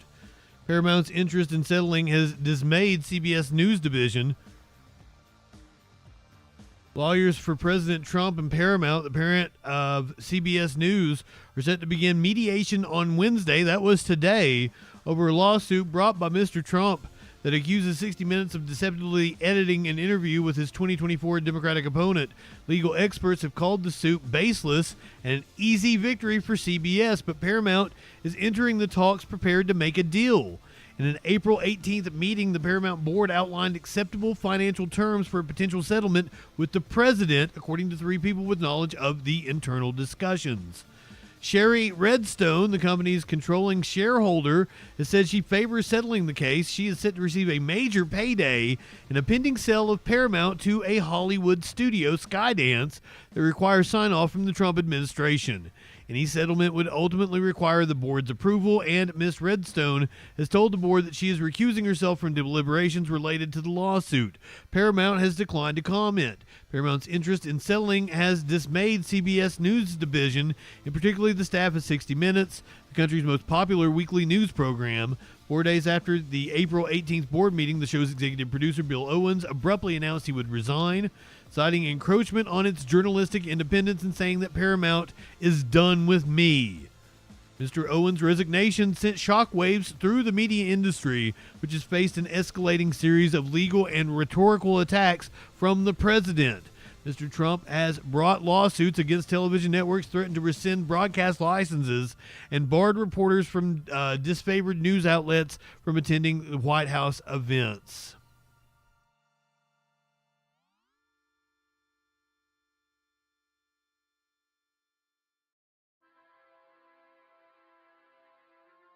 Meanwhile, and I wasn't prepared to go into all this. I was going to save this for another time. But it goes well with this. Remember when right-wingers were all upset about the Biden administration, how they, buried the Hunter Biden laptop story? Stephen Miller out here, a high-ranking official for the Trump administration, telling Fox News to fire one of their pollsters. Level, a district court judge has no authority to direct the national security operations. Oh no, that's not fucking. I hate it when Newsweek does this to me.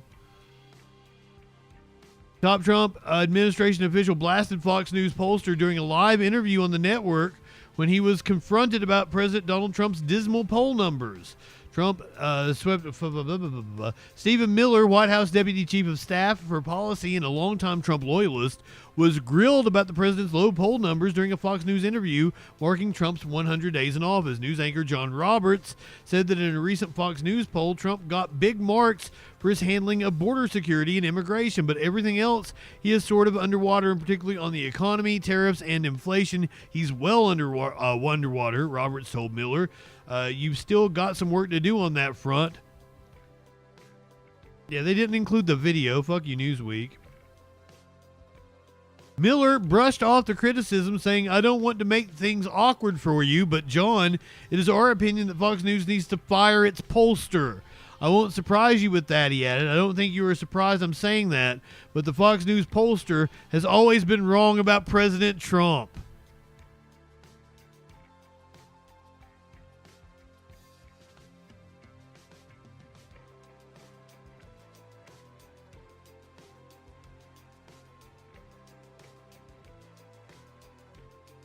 So let's go to Fox News's little roundtable discussion with voters giving their grades on Trump and his first 100 days in office. This is from the Faulkner Focus. Day of President Trump's second term. It is time now to hear from the voters' voices.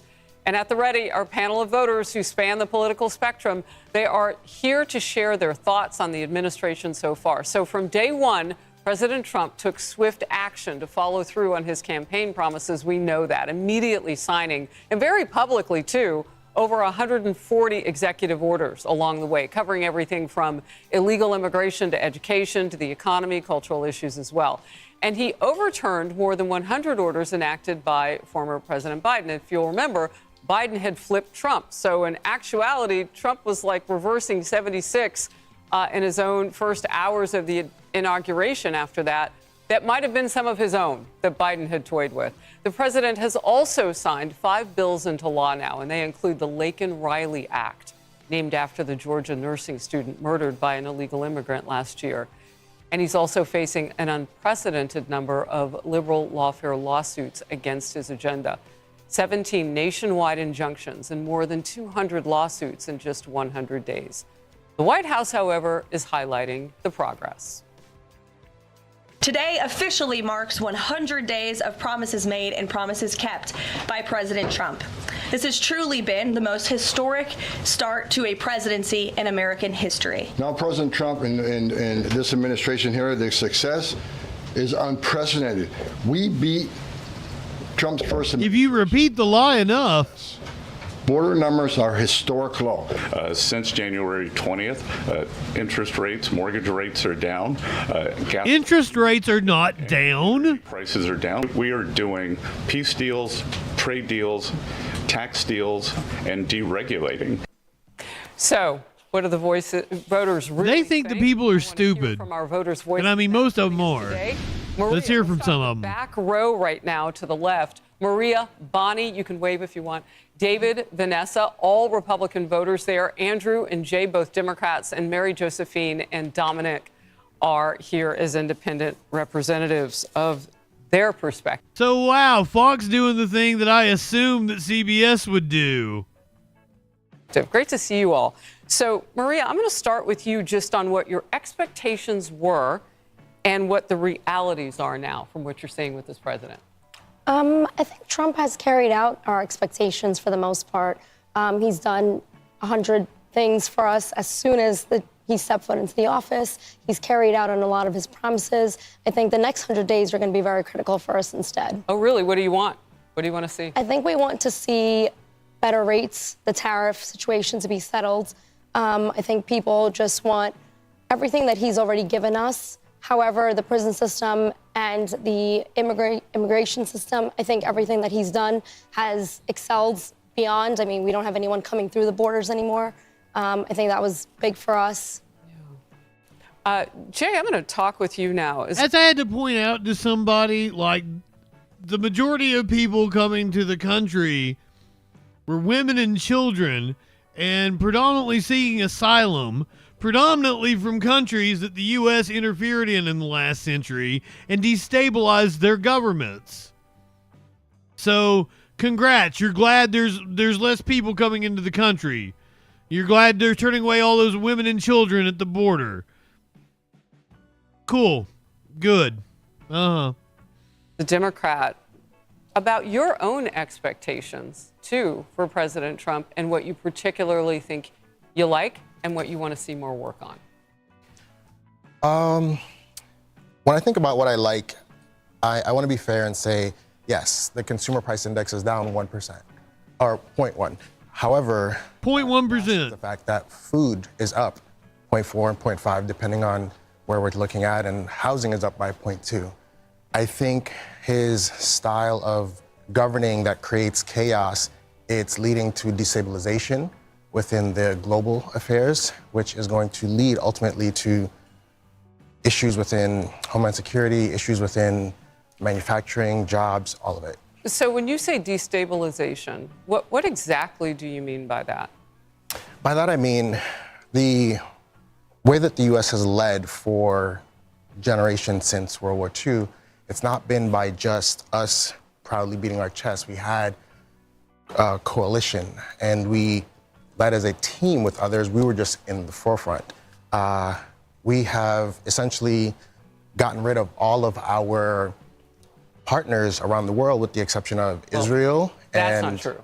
That's not true. And we know that because we wouldn't be going to summits with this president and able to make tariff deals and all the rest, even with China. He hasn't made tariff deals. Necessarily. We're not we're not having a disillusion about that. But definitely we have more friends than you're giving the president credit for. But that's your perspective. What? And certainly, we've made better friends with Mexico as they put 10,000 troops on the border to help us out with our border crisis. So that's just an example. David, I want to come to you and just ask about the tone. Yeah, this is not your normal panel. You're saying, Jay, I hear it a lot about the tone and the rapid nature of the president. What is your take on it? Yeah, as a black conservative, there is some concern. I respect President. Corbett, War Machine.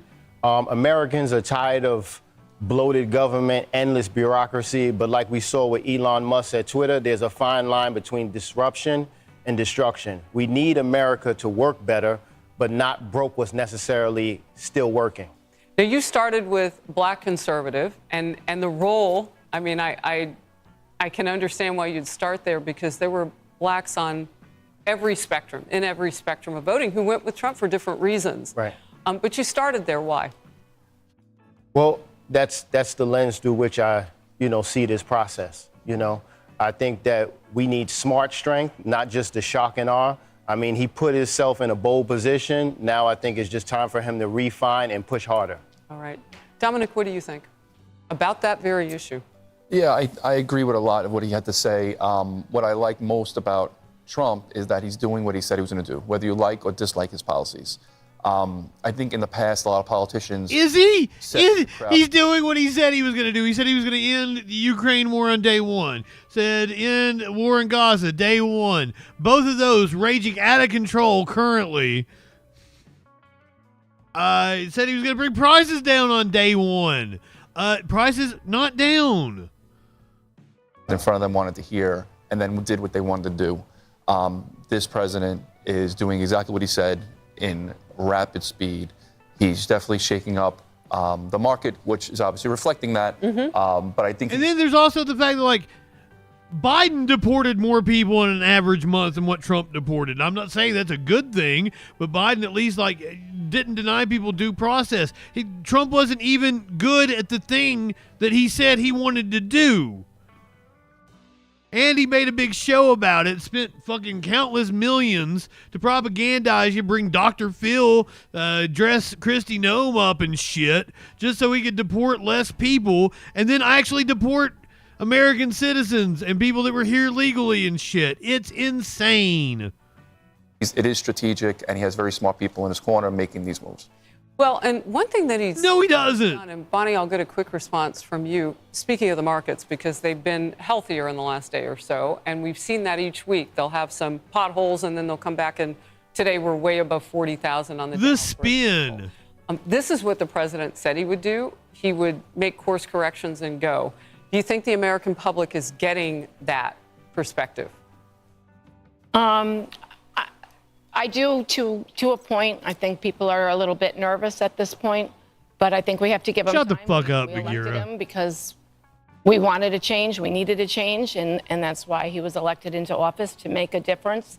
And I think, 100 days, he's done great things. He's scared a few people, but I think we need to give him a chance to follow through on his plan, because I do think he's got, like Dominic, Flash. people in his corner and, smart people, and he's a businessman. He's not a politician, and I think we have to give him a chance to go forward with his plan. All right, let's get your reaction to this. In spite of whatever rough patches we may have seen, President Trump supporters are standing behind him. Take a look at the numbers on your screen. A new Fox poll shows only 4% of those supporters... Oh, that doesn't surprise me. Differently. And it's a Fox News poll. A very high percentage of people who maybe, Bonnie, are doing what you're saying, and that is let him cook. Let him do what he needs to do. Vanessa, I see you smiling. Absolutely. Let him cook. I mean, I'm more than content with what President Trump and his administration are doing. I think as an HR professional, he's been very thoughtful in hiring the right people, putting them in the right roles. And we're just taking a step back to watch things play out. God damn. I've been a registered Republican since 18, first-generation American. And we want to see the country a little bit more conservative in what we're doing so that we always put America first. Well, I can't wait then to jump to cultural issues, and I'll double down with you. And Mary Josephine, I'll come to you next as an independent joining us today. Vanessa, what is the key cultural issue that you're watching for right now? Because you say you're conservative, so you want to see certain things happen, not just with the economy, but with how we live in this country. For me, immigration. Remember, I shared first-generation American. My family's from Haiti. We came in the right way. Yeah, pull that ladder up. Absolutely. We want our streets safer. We want the best immigrants coming in What was the right way? Did you come in through like a TAP fucking status or something? Our country excel and amplify what we're doing. But The programs that, you know, Trump has canceled? not be a free-for-all. And being right here in New York City, the mecca of the world, we need to make sure that's coming through a conservative lens where we protect our city and thrive.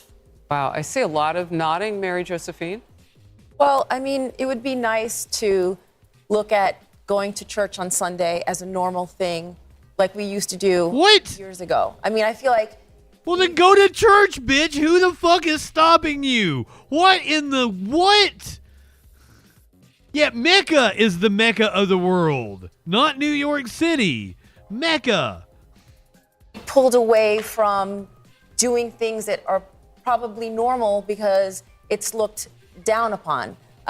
You can go to school and it's really difficult to say if you believe, let's say, something that the Bible says and be forthcoming with it because you're afraid of what the person next to you is going to say. Like we've good doing things normally. You should feel stupid. Emphasis in trans sports and DEI and you know the basic family structure isn't something that is applauded any longer. And I like the fact that Trump is trying to bring that to the forefront and make people the family structure. The dude on his third fucking wife with kids from multiple people.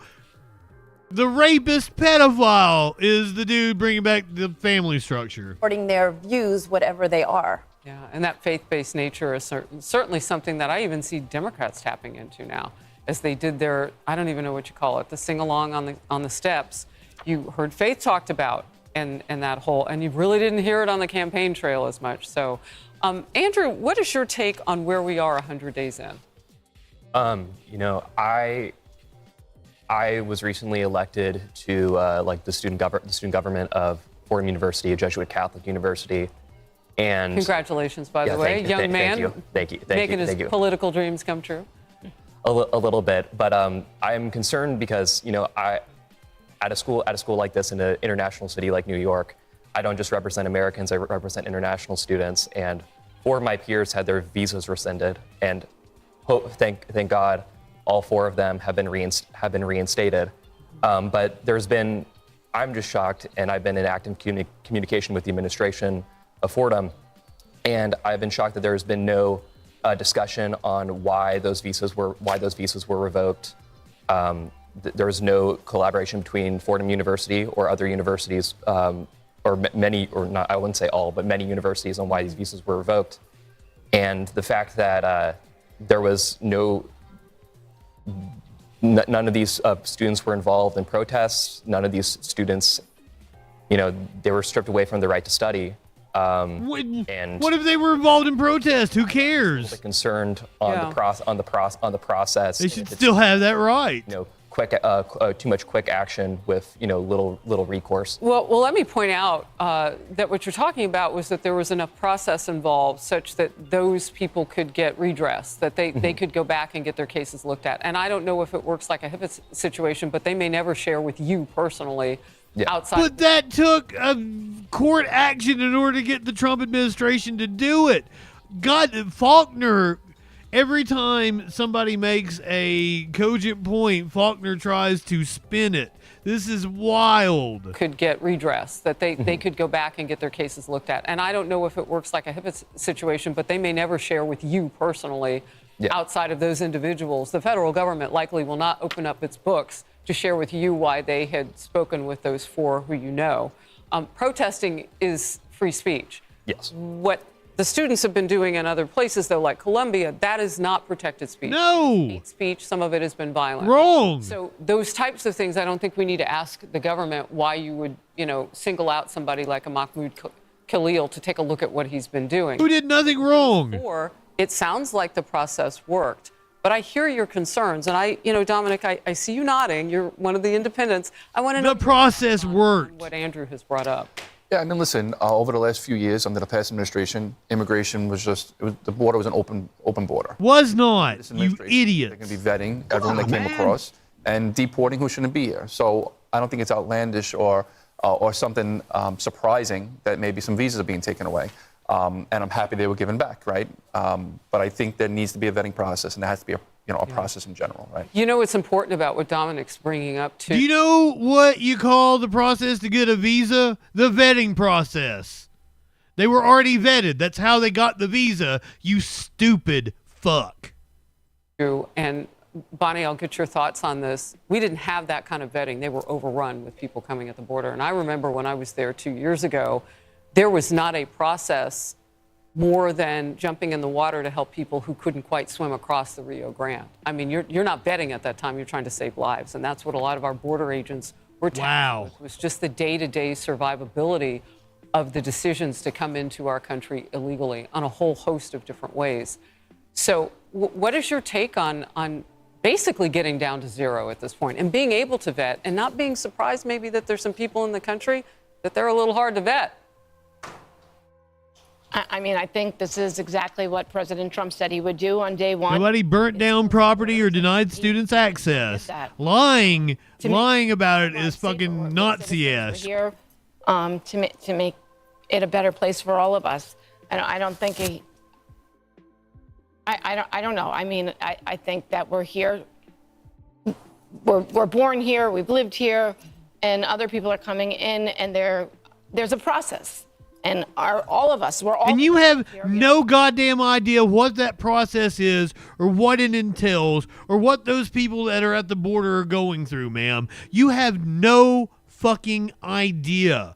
Stop having opinions on shit you know nothing about. All of our families came from somewhere else, but there's a way to do things, and we need to protect the people that are here. All right, let's get to this. I can't do it anymore. I can't do it. We made about halfway through that. We're getting into the crime section tonight, but as has been the case here lately, the crime section and the politics section have been kind of melding together.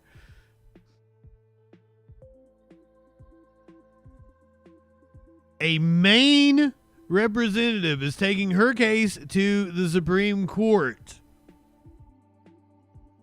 She is being censured by the Maine legislature and is asking the Supreme Court to intervene.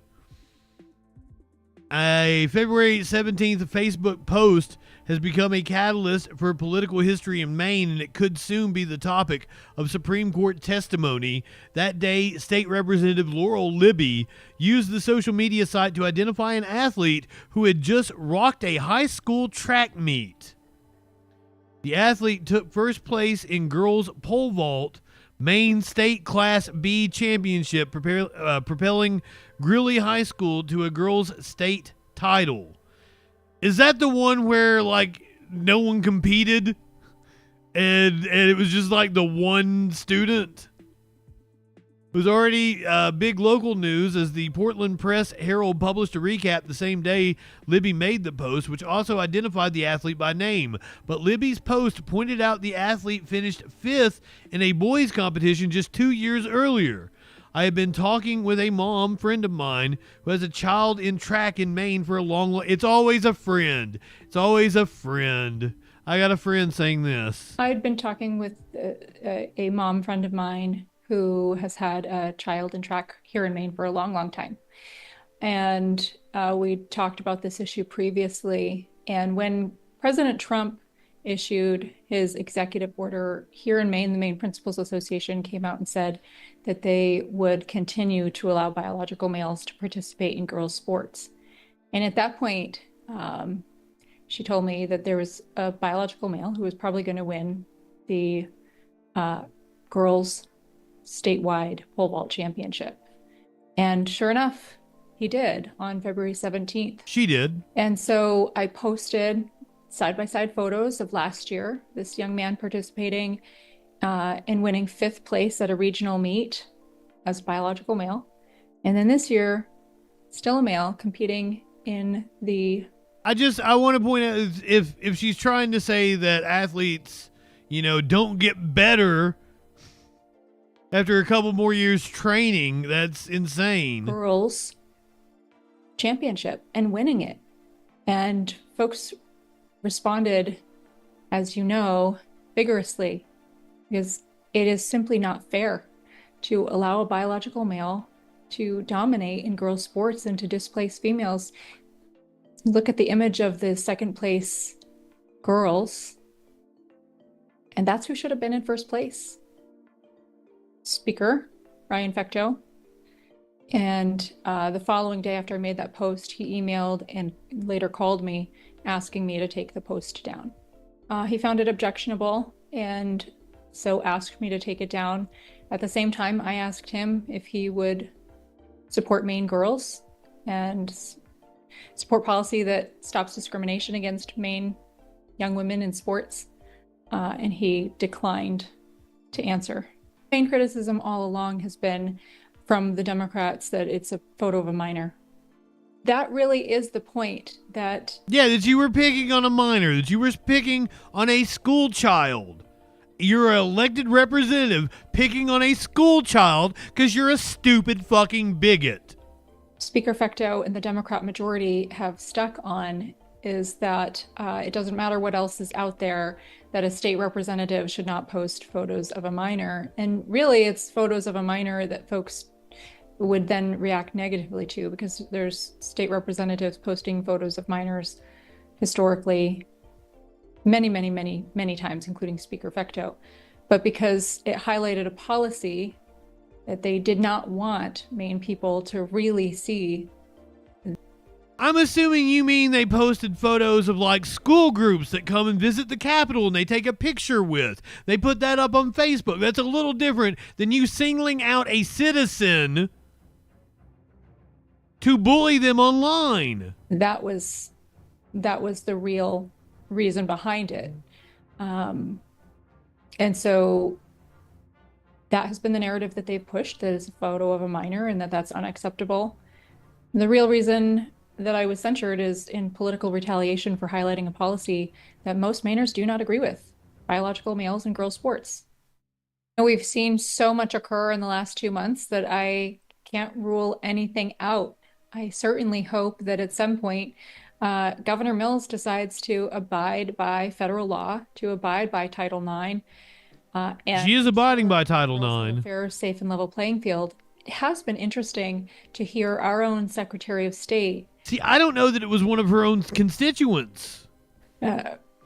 Declare that federal law trumps state law, and when they conflict, we have to go by federal law. But it seems that the Democrats are picking and choosing which federal laws trump state law in this case. Let's get the actual story.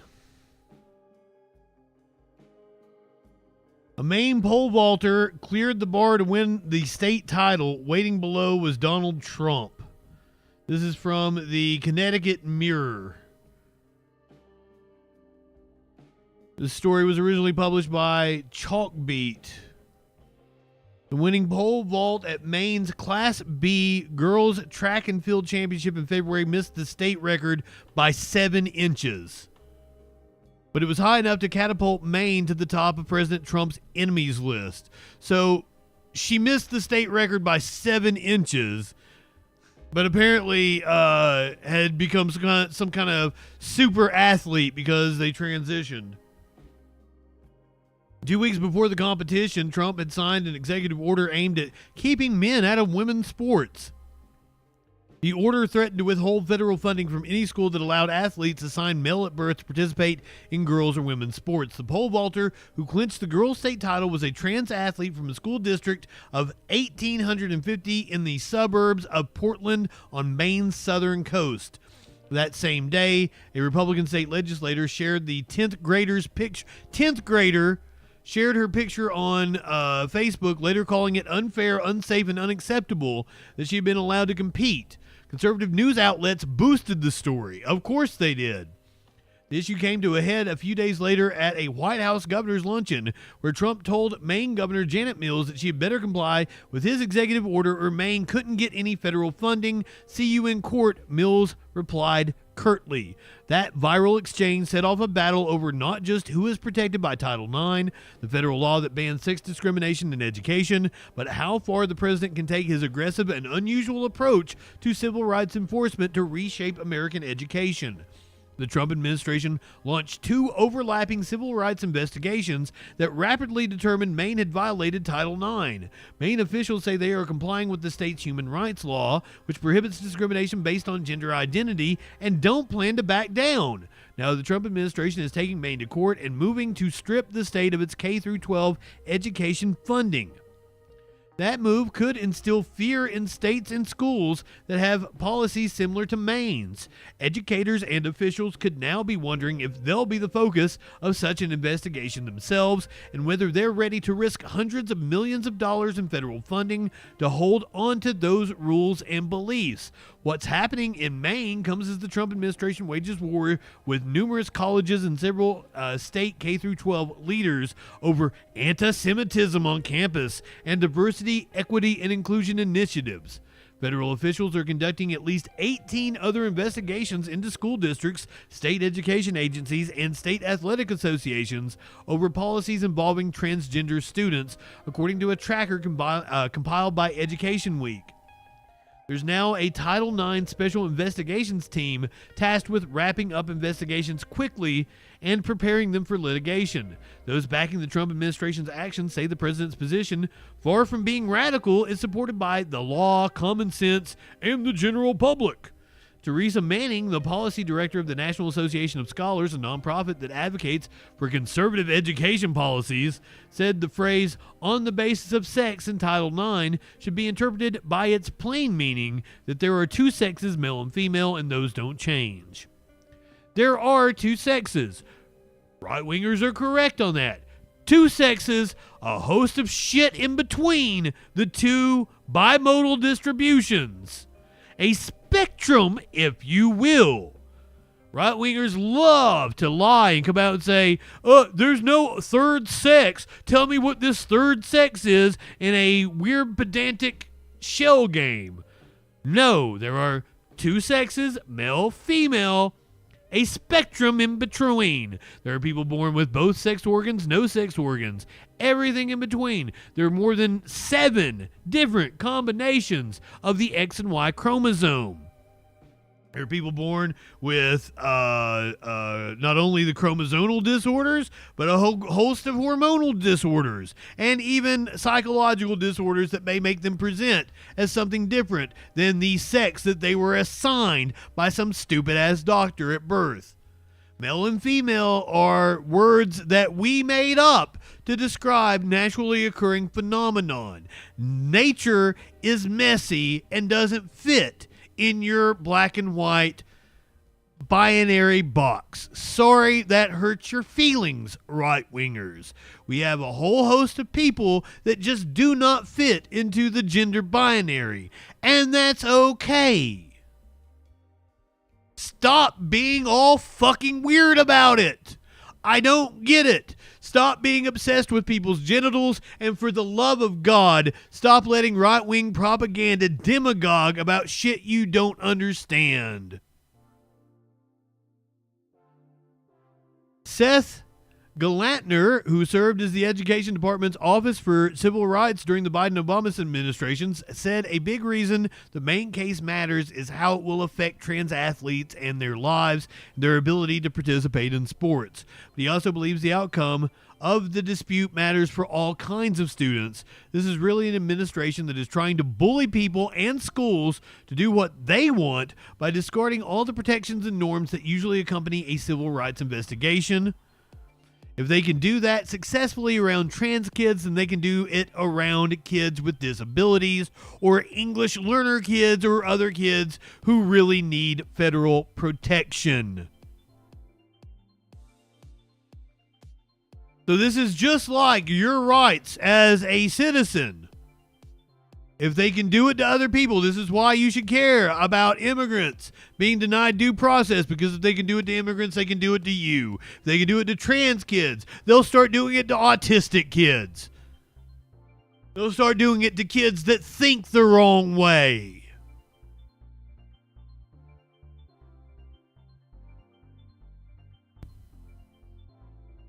This is why you should care and always, always protect the most vulnerable groups in your society. And for no reason at all, does not relate to what we're talking about, I'm going to read this. It's often called a poem. It's not actually a poem. It's called First They Came by Pastor Martin Niemöller. First they came for the communist, and I did not speak out because I was not a communist. Then they came for the socialist, and I did not speak out because I was not a socialist. Then they came for the trade unionist, and I did not speak out because I was not a trade unionist. Then they came for the Jews, and I did not speak out because I was not a Jew. Then they came for me, and there was no one left to speak out for me.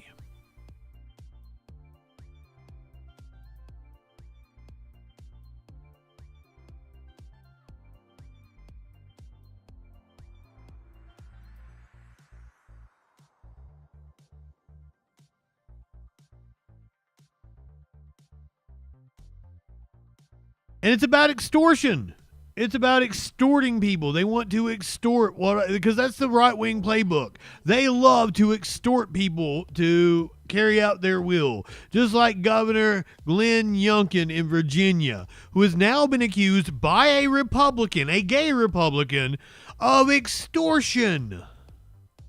Well, tonight, Virginia's GOP nominee for lieutenant governor is now accusing Governor Glenn Youngkin's political advisors of extortion for trying to force him to end his campaign. John Reed is the first openly gay man to run on the Republican statewide ticket.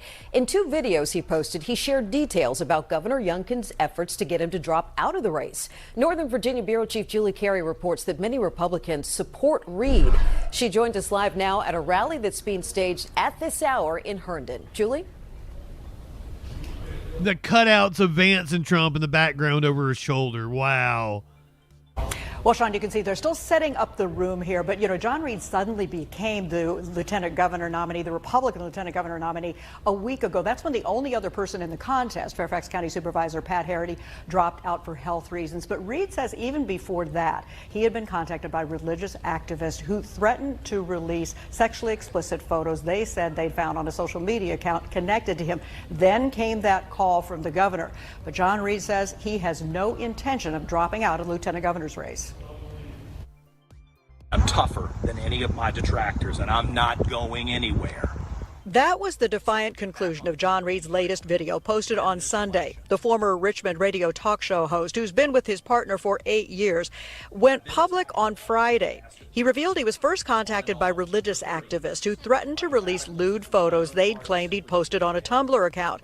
He says the photos are not his, that the account is fabricated. Next came the governor's call, asking him to step down. Reed says when he refused, his aides were contacted again. They were told that if I dropped out of the race, they would purchase the opposition research and the lies and threats against me would suddenly stop. This is extortion, and it is illegal in Virginia. And I am more outraged now. Other Republicans. Can we get Kash Patel's FBI to fucking investigate it? Youngkin is a Trump sucker, so I kind of doubt it. Also upset about what they are watching unfold. Matthew Hurd is the chair of the Arlington County Republican Committee. He contacted his members over the weekend to gauge their reaction. More than 2/3 of my members who responded said we don't think John should drop out, and an even higher percentage of respondents said they would still vote for John in November as the Republican nominee. Hurt blames the governor's political action team for the mess. Political analyst Bob Holsworth says Republicans were already facing an uphill battle in November, this only deepening their challenge. Yes, they are. We have the situation where the governor is largely being seen as an individual who is pushing out a gay man. Republicans have brought this on themselves. The governor has brought this on the party, and they don't have an easy way out of it. GOP gubernatorial nominee Winsome Earl Sears and Attorney General Jason Miyares, both silent so far. I'm disappointed with Winsome because she hasn't made a statement one way or the other in this race, and I think that it would benefit her campaign to come out in strong support of John. A unity rally with the 3 statewide candidates and Governor Youngkin had been planned for Wednesday, but it's been canceled. In Sterling, Virginia, I'm Julie Carey, News 4. Wow, that is one we're going to have to follow up on. But no one's going to investigate him. No one's going to come for him and arrest Youngkin for extortion. I mean, shit. Trump pardoned Blagojevich. He's probably going to be like an ambassador somewhere now.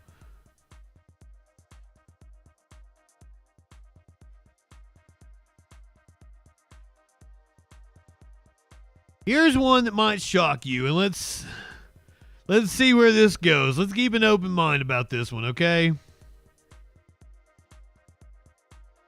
A man convicted of a crime for his participation in January 6th is now fighting for prison reform. When thousands stormed the Capitol on January 6th, Brian Mott was there. The video that appears to show you shoving a Capitol police officer, is that you? Yeah. Did you shove that police officer? I shoved a shield, yes. Do you feel or show remorse for that day? For what I did that day? No, I protected innocent men and women that day. No, you didn't. 2 stints behind bars, totaling nearly 2 years. This is what kept me going when I was sitting in solitary for months on end. A sentence that was cut short after a pardon from President Donald Trump. How would you describe prison? The D.C. jail is one of the worst facilities in the nation. We, the people, I don't doubt that. An honest investigation. Which is why now he says he has a new mission, criminal justice reform. They literally tortured us in there. What do you mean? They deprived us of every single constitutional right we have. They didn't. Military confinement regularly for complaining about these things. They denied us basic hygiene. They would deny us food for up to 5 days. Mindy, Carla, welcome in. The D.C. Department of Corrections for comment, but did not receive a response. The U.S. has one of the highest incarceration rates in the world, making up more than 20% of the world's prison population. It's insane. Thousands of people sitting in prison right now that should be home. And so when I got out... Also, they said one of the highest rates in the world. Let me put these numbers up here. See, they've got the rate up there because here's the thing. If you go by raw numbers, we have the largest prison population in the world. Hands down. It's not even fucking close. So if you put the rate up, it makes it we're fourth. We're fourth. No, we have the largest prison population. We have more people incarcerated than China, which has 3-4 times our population. Good evening, Booster. Welcome in. World, making up more than 20% of the world's prison population. There's thousands of people sitting in prison right now that should be home. And so when I got out, I made that promise to these guys as I left. I will do everything I can to get you out. I will go to D.C. I'll use whatever fame or infamy I may have to try to get to people. Now they're impressed. Is that a thin blue line hat? Hey Don, could you get my boys out? The reality of that is far different. What is it? What does it look like now? What it looks like now is I have to go to Congress. Oh, it's a black U.S. flag with the pushing for better enforcement of the First Step Act with the colonies, which is usually a racist. In federal prisons and shortened sentences for some offenders. He's also working with multiple other January 6 defendants. Usually a racist symbol. They call the Division of Civil Liberties, focused on criminal justice reform. Our entire prison system is so broken. We destroy people. Oh, that's true. Very few can come out and be successful afterwards. Very true. Point to those and be like, well, look what you can do. That's not the norm. You can't get a job. You can't get a place to stay. If you don't have family to help you, you end up homeless. Yes. They come after you again, and they'll lock you up. Do you know who I have heard this description of the criminal justice from left-wingers? From? Yeah, everybody on the left. No. I have heard what you just described most commonly from black men. Yep. I mean, we know this, Booster. Are usually charged at a rate 13% higher for similar crimes that white men commit. Sure. that system has been around and broken, many would argue, for a really long time. 100% agree. There will undoubtedly be skeptics who see this story and say, hey, man, you only cared when it was you. Yep. Where were you? Every time with right-wingers. Thousands of black and brown men were having their due process violated, and they don't look like you and are still rotting in jail. Oh, I'll tell you, I was right there in Minnesota supporting that. I voted for Obama. I was on the left, so I didn't leave the left. I would have voted for Obama a third time. Oh, my God. I didn't leave the left left me. Right there in Minnesota supporting that. I voted for Obama. I was on the left, so I didn't leave the left left me. What do you mean by that? Y'all went too extreme. The fuck are you talking about?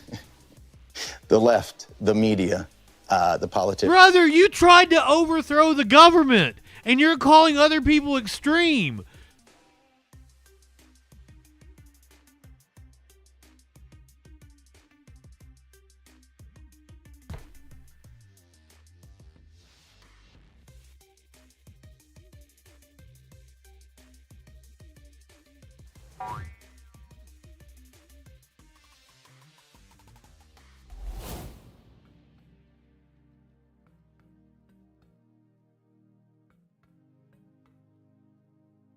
Who's y'all? The left, the media, the politicians, the crazy stuff that's going on in our schools. The left let the far left control the narrative, and that's why Trump is back. We do not have a left. All while an immigration debate continues. Capitol has snuffed out any leftist movement in this country. The president has waged with the very same judge who locked Mock up after January 6th. What's interesting is I had Judge Boasberg, who Trump has just pretty much gone to war with over this. And I agree 100% with Judge Boasberg. There should be due process. But many people are saying the Trump administration is trampling on due process rights. They are. Where were they 4 years ago while mine were being trampled on? Because I was sitting in a prison cell by myself, and I agree with you that it would be horrendous if someone's due process. You committed the crime. I think they should be upheld. But the question becomes, why was it okay for mine and 1,600 other people to have their due process? They weren't. They got due process. There are more than 120 documents related to Mock's trial that span nearly 4 years, all publicly available. Do you support the president? As an overall feeling, sure. I appreciate the pardon that Trump gave. He should have. You know, he made the promise and he followed through on it, and I thank him for that. That was a good start. A start, he says, with still a long road ahead. We also reached out to the Bureau of Prisons about their adherence to the First Step Act, which Mr. Mock mentioned. They said release dates are calculated with several different factors in mind, including good conduct time and participation in recidivism reduction programs. Last year, the U.S. Government Accountability Office also looked into this and released a report saying the Bureau of Prisons lacks clear, measurable goals and milestones to evaluate whether those programs are actually working. Hallie? Morgan Radford, thank you very much for that. Also, of course, watch Morgan every day with almost jumped the gun. NBC News Daily. That's weekdays at noon Eastern right here on NBC News Now. Thanks. Shut up, Lester. Updated about breaking news and top stories on the NBC.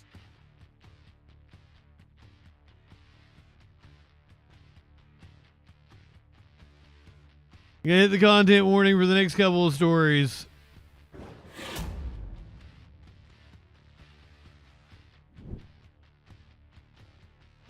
This one happening in Times Square earlier this morning. A food court worker was shot in the arm. We apparently have video too. To begin with more gun insanity in New York City. This new video showing the moments just before a halal cart worker was shot. This as a mob just spilled out into the street. All of this happening just before 5 this morning. Eyewitness News reporter Anthony Carlo is live at the scene in Times Square. Anthony? Sade, Bill, we're at 47th and 7th, which at this time of day would normally be bustling with people who are hungry, who just got out of work, and would want to stop at one of these food carts here to grab some food. This is all frozen. It is a crime scene.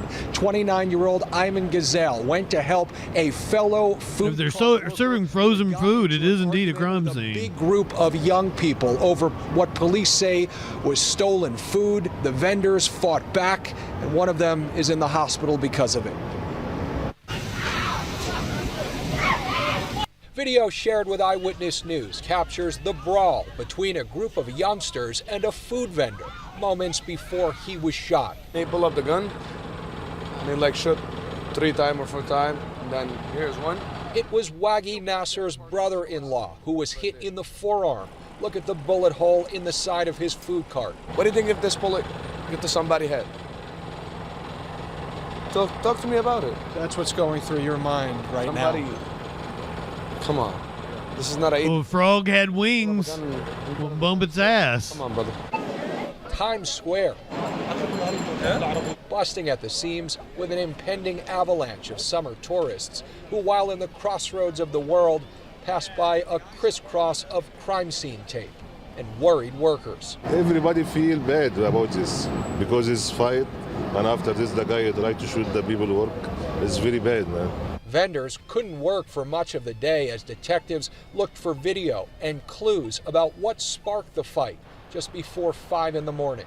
I was always stealing food. NYPD Chief of Department John Schell says any violence in an area so heavily trafficked is concerning. Couldn't prevent it. We like to, but at least we made a quick apprehension, and our detective squad will take it from there. Police have begun making arrests, but when your livelihood is on the street, you can't help but wonder who's brazen enough to pull out a gun next. It's not safe like it used to be. It's not safe no more in the street. We spend 12 hours standing on our legs on the street to make our living.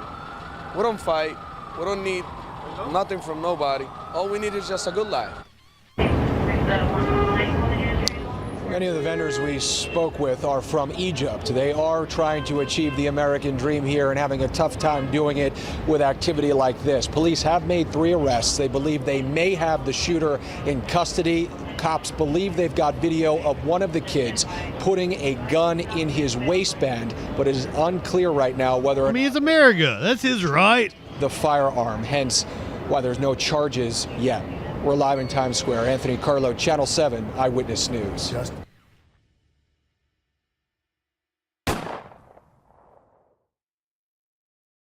Kid with a gun in his waistband. That's just a normal day in America. What the fuck?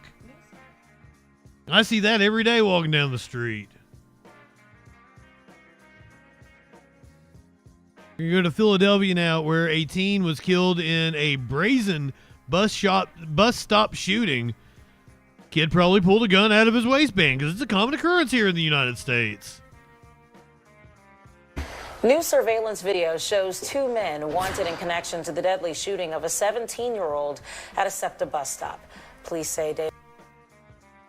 Oh, I believe we covered this story originally, didn't we? He was shot. It happened just before 4 o'clock in the afternoon on the 5200 block of Ogons Avenue on March 4th of last year. 4 other people were shot and injured. The suspects were last seen leaving in a dark gray Nissan Altima sedan, and the car was recovered. Damon Taylor was a student at Imhotep Charter School when he was gunned down. Police are offering a $20,000 reward for information leading to their arrests. Yes, please. Well, it happened again. A man in a wheelchair was struck and killed, this time by a... What? How often do you have men in wheelchairs getting killed? Well, it's happened again. Another man in a wheelchair was killed. What? Well, it happened again. A man in a wheelchair was struck and killed, this time by a school bus. It happened at West Lehigh Ave, near 5th Street in Fairhill, just before 5 yesterday afternoon. The school district says no students were on the bus at the time, so the bus driver remained on the scene with investigators. Police say the man in the wheelchair died at the hospital. Witnesses say he was known in the area, asking for money as he sits in the busy intersection. Did you think it was possible for him to maybe get hit by a car if he was not paying attention? Yeah, possible. for him not to pay attention. It could get Well, anything's possible. He just doing his own thing, you know. But I just feel bad for the guy, you know. I know you see it quite a We saw a woman hit the broadside of a barn with her car yesterday. Everything is possible. bit in busy intersections. Always worried about people like that.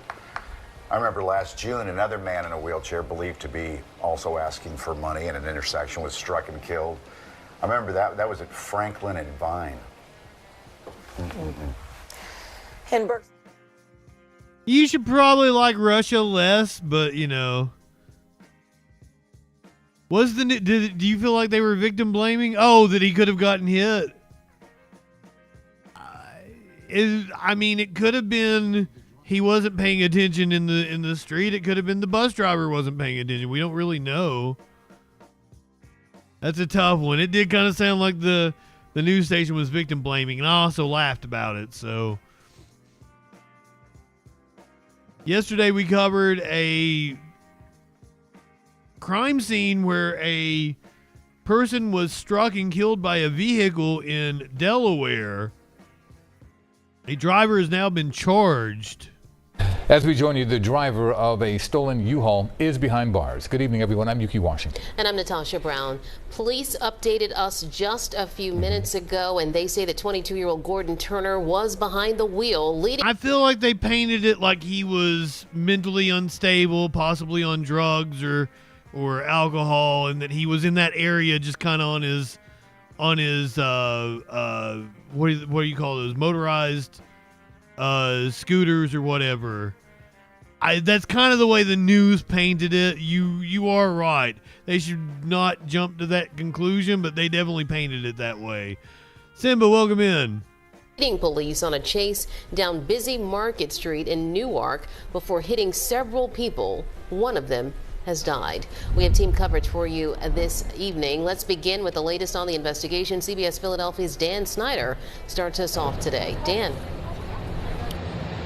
Natasha, Yuki, good evening. And Delaware officials say not only is Turner in custody for this deadly crash that happened on Market Street just behind me here last night, they say he's also wanted in 3 other states, Pennsylvania, Maryland, and Georgia. So here's what we learned from officials in just the last few hours. Now, police say their officers spotted a U-Haul that was reported to them after they say it hadn't been returned last month.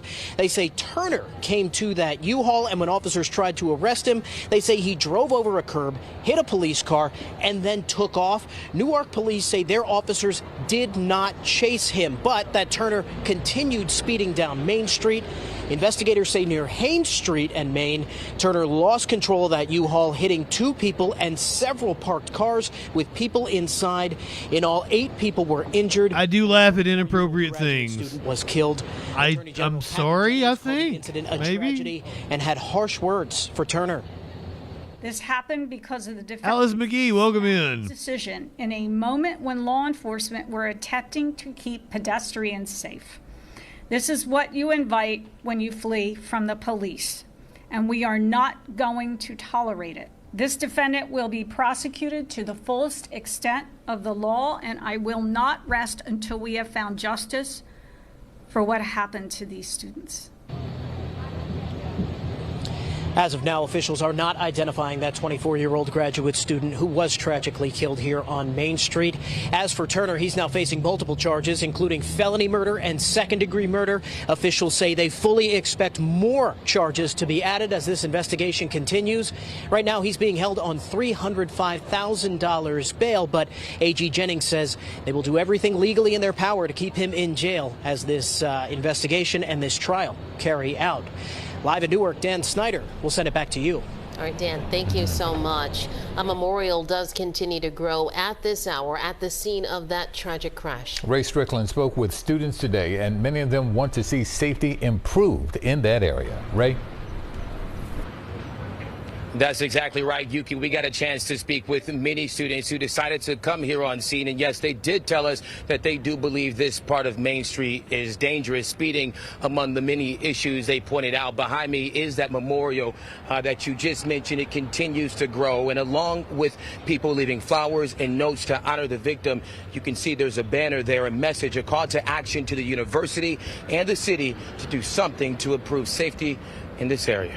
Yeah, it also could have been bad city planning. Heartbreaking. University of Delaware students were visibly emotional at the makeshift memorial to... Oh, wait a minute. We're talking about a different story now. She had dreams, she had aspirations, she had a life like all of us. Newark police say the victim was a 24-year-old female graduate student.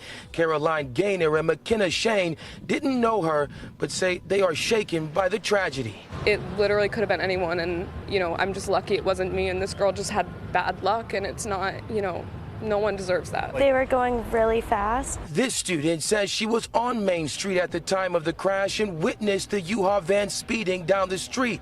She says she's now traumatized by what she saw next. Everyone's just like looking horrified towards the Chipotle fence that's behind me, and there was a girl that was just like tangled up in the fence, and then I couldn't really watch it because it was just really horrifying. The crash now marks the second time in less than a year a University of Delaware student was struck and killed on Main Street. Last fall, freshman Noelia Gomez died when she was struck by a motorcyclist trying to get away from police. In response to the latest tragedy, Newark Mayor Travis McDermott says the city will hold a meeting soon that will include the university to discuss safety improvements along the Main Street corridor. In times of tragedy, we must come together as a community, work together, find solutions, and ensure that we do everything possible to prevent future incidents from occurring. Many students say they're now hopeful for change. I know I'm not going to stop talking about it until something changes. It's not a trauma response. I'm just an asshole. A Change.org petition to call on the city to install speed bumps in this area of Main Street. That petition, since yesterday, has garnered more than 10,000 signatures. Live in Newark, Ray Strickland, CBS News, Philadelphia. Ray, thank you for that. And we will continue to follow developments in Newark and provide updates as we get them online and on our streaming channel, CBS News Philadelphia. Stop rationalizing my shitty behavior and enabling me. That's what you're doing. You're enabling me.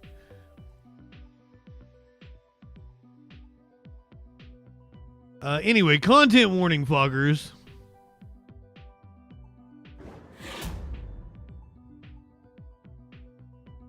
I literally put up content warnings that are also humorous.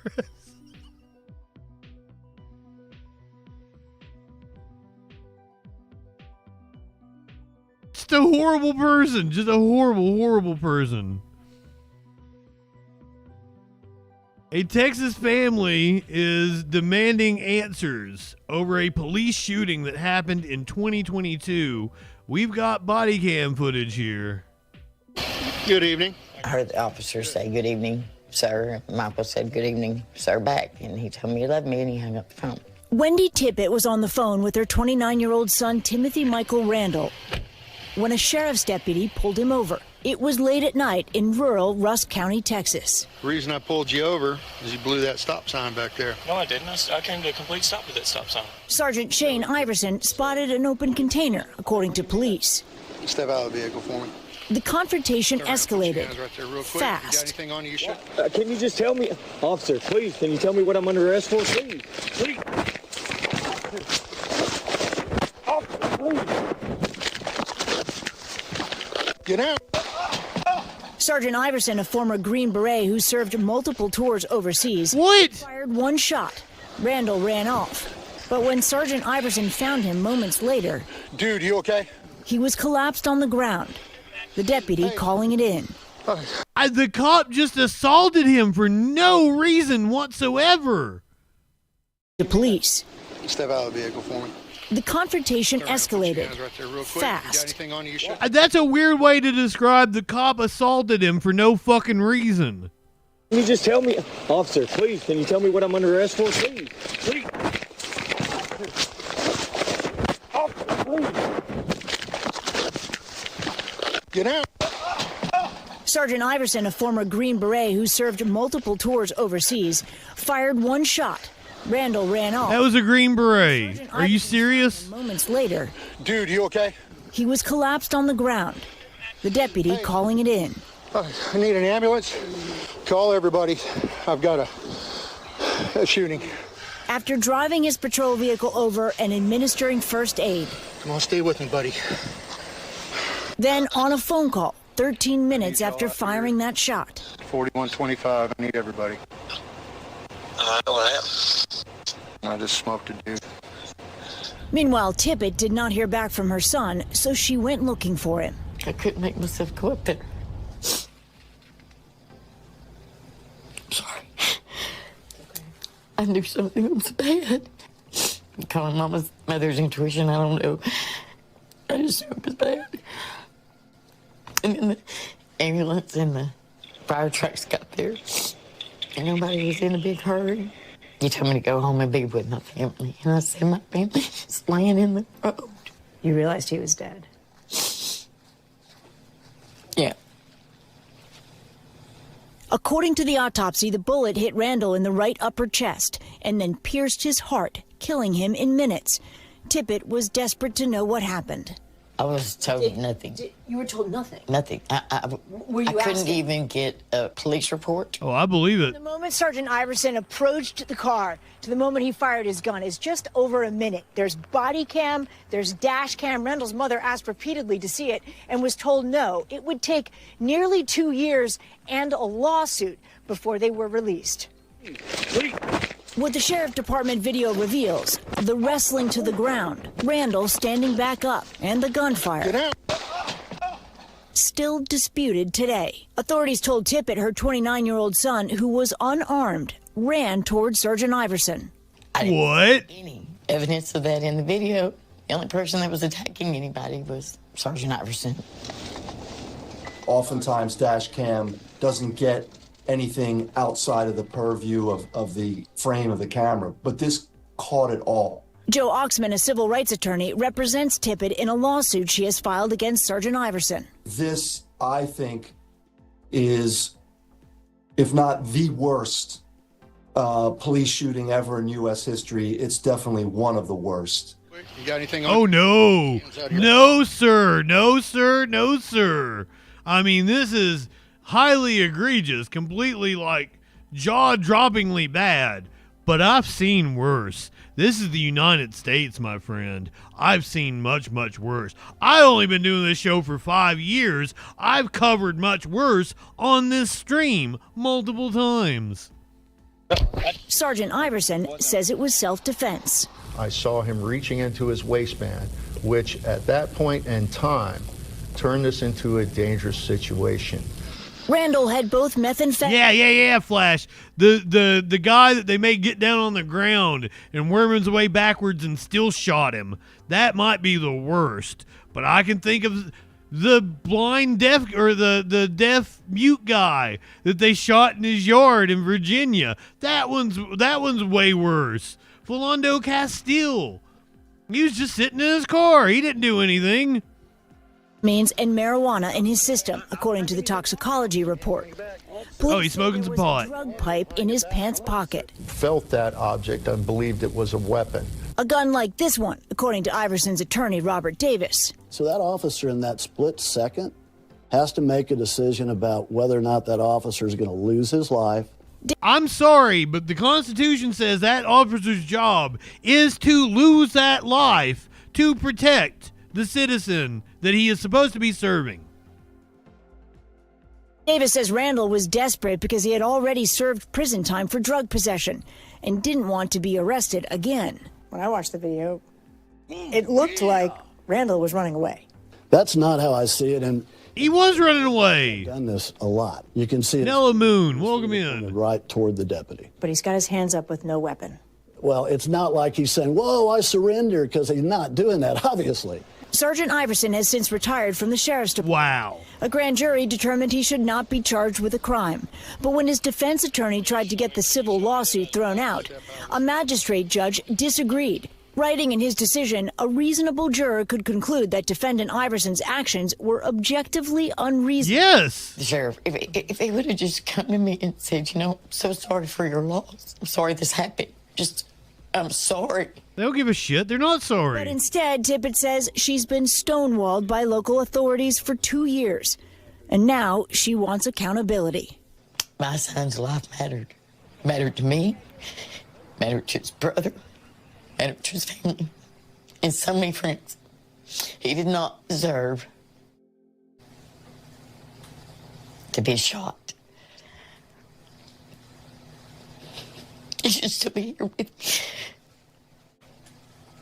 Stephanie Goss joins us now. So, Stephanie, you have 2 years before the family gets that video. Have officials said why it took so long? It happened to any of us. They haven't given them any answers. In fact, when I spoke to the mother... Yet another example, just like with immigration. If they can deprive immigrants of their due process, they can come after you.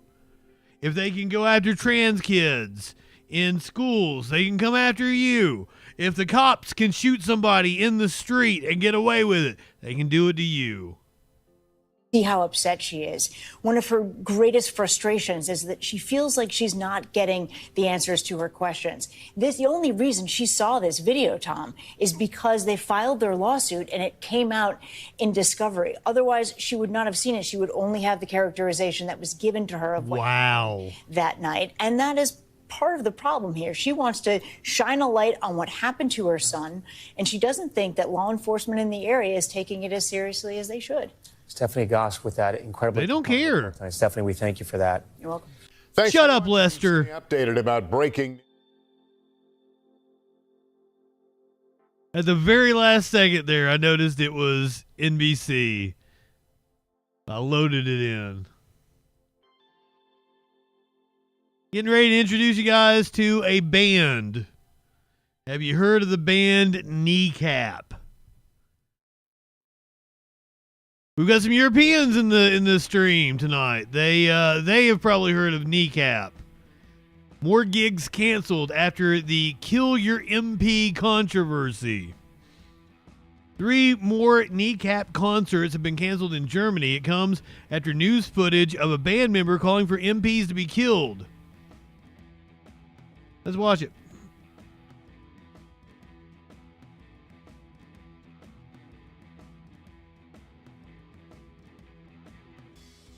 Do we not actually have the footage? Oh, damn it. I just assumed the BBC linked to the footage. My apologies.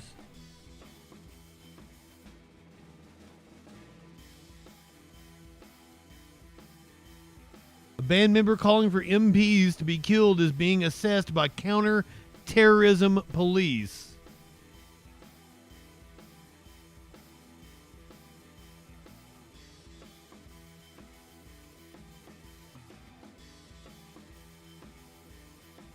I'm not sure if this is the actual video in question, but this is one of the members. Hysteria, or we talk about being held to a higher account. A letter was sent to Keir Starmer, who is the Prime Minister, who is a former international human rights lawyer. And a letter was sent to him by a guy called Dr. Mahmood, and it was sent to him last August. When we talk about people being held to account, what this man said was, and he's a surgeon from the NHS, he said that I operated on a 7-year-old who had been shot by one of the... We've had a surgeon, without, honestly, with respect, I had a surgeon in last week, Morgan McGonigal, it's so important not to shut this down. He said he had been shot by one of the drones that descend immediately after a bombing to pick off those running away. Yeah, we had that on prime time, but how we can dismiss, and he says further, most disturbing were children shot in the face deliberately by the IDF. Nobody's dismissing what's happening in Gaza. So what we're talking about is the behaviour of Kneecap. And this is the whole thing. This is a total distraction. You have evidence of 30 doctors saying that Israel is assassinating children. You have children. I have a daughter. They're assassinating kids. And the point of this discussion is that we're going to speak about something that was said at a performance out of context. Dan, just to say, I really do appreciate you taking the time to come in tonight, and thank you very much. Thanks. Sarah. So I believe I might have the footage here. This is from Coachella. Not so long ago were persecuted at the hands of the Brits. But we were never bombed from the fucking skies with nowhere to go. The Palestinians have nowhere to go. It's their fucking home, and they're bombing them from the skies. If you're not calling it a genocide, what the f*** are you calling it? Free, free! Free, free! Free, free! Free, free! Free, free! The Irish not so long ago were persecuted at the hands of the Brits. I'm not finding the original video in question where they called for the killing of MPs. But man, I think they're pretty fucking based now, don't you guys?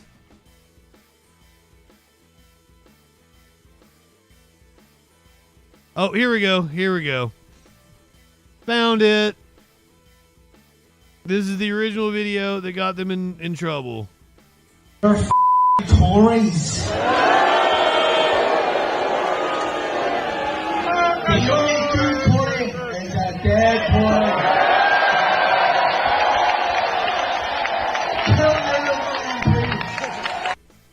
They're Tories. The only good Tory is a dead Tory.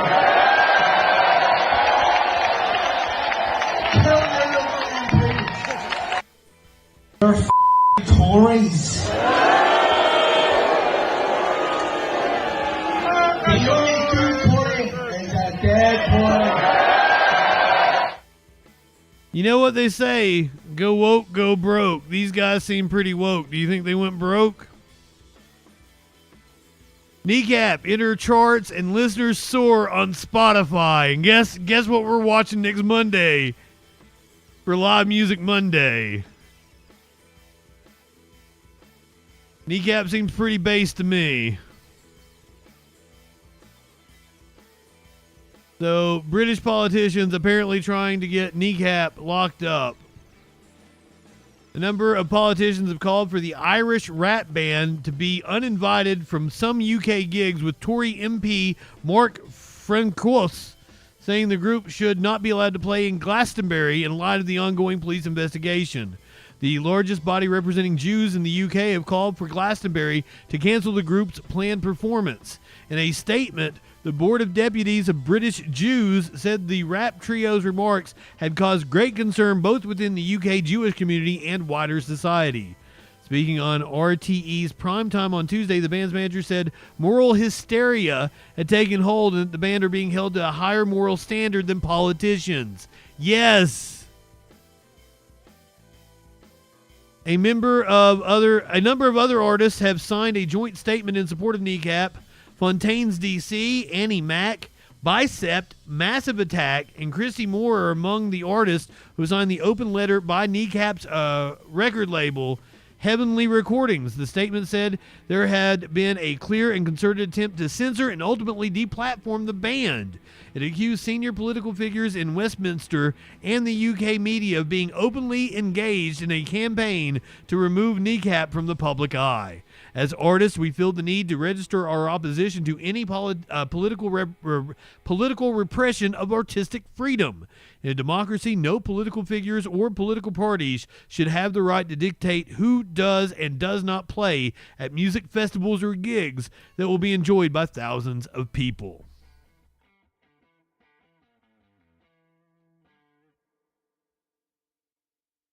I mean, I share his sentiment about Tories, much like I share that sentiment about cops.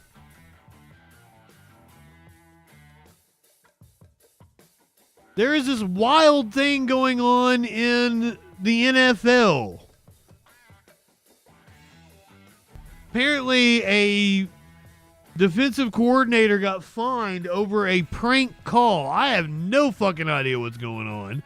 Let's break this down. The NFL has fined the Falcons defensive coordinator Jeff Ulbrich following prank calls to Shedar Sanders.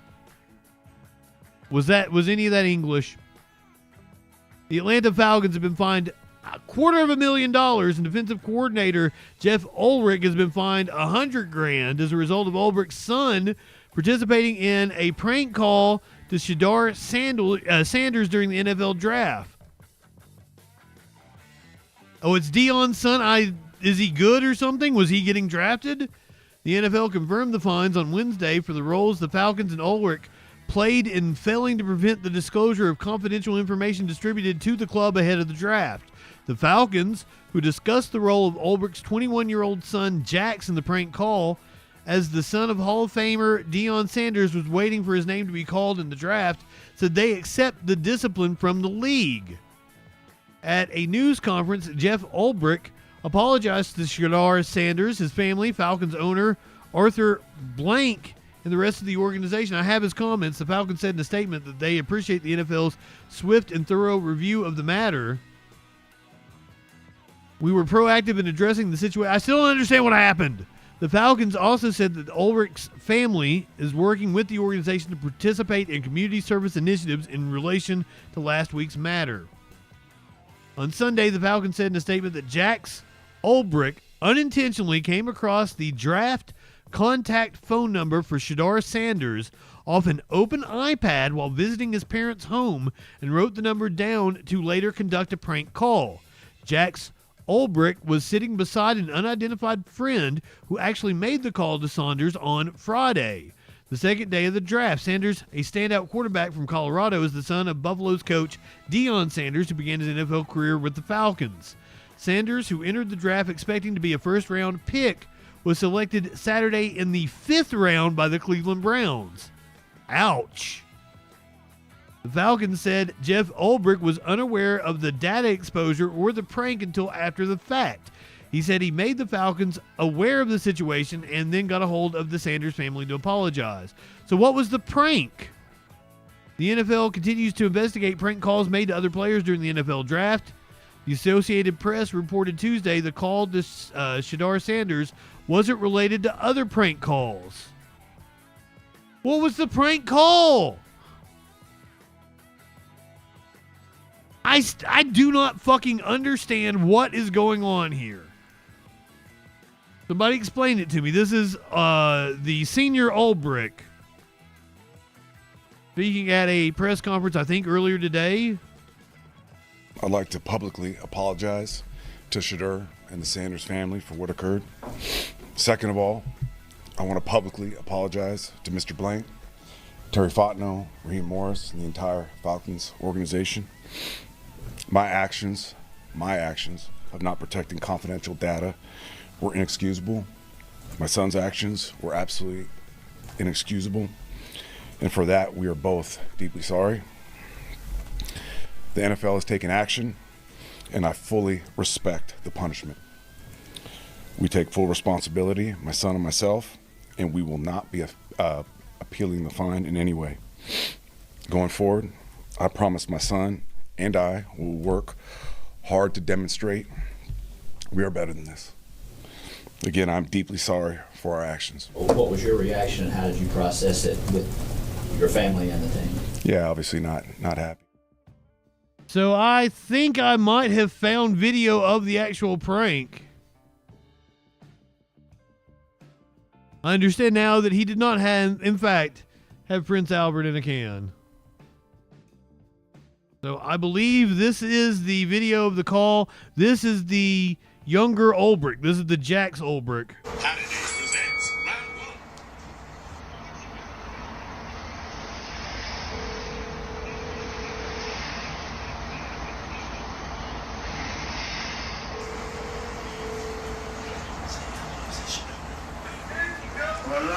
Hey, is this Shedeur? This is Mickey Loomis here, the GM of the New Orleans Saints. How you doing? This is Mickey Loomis here, GM of the Saints. How you doing? Good, how are you, man? Good, been waiting on you. Yeah, we have. It's been a long wait, man. We're going to take you with our next pick right here, man. This ain't gonna be nothing to do. Hey, but you're going to have to wait a little bit longer, man. Sorry about that. Okay.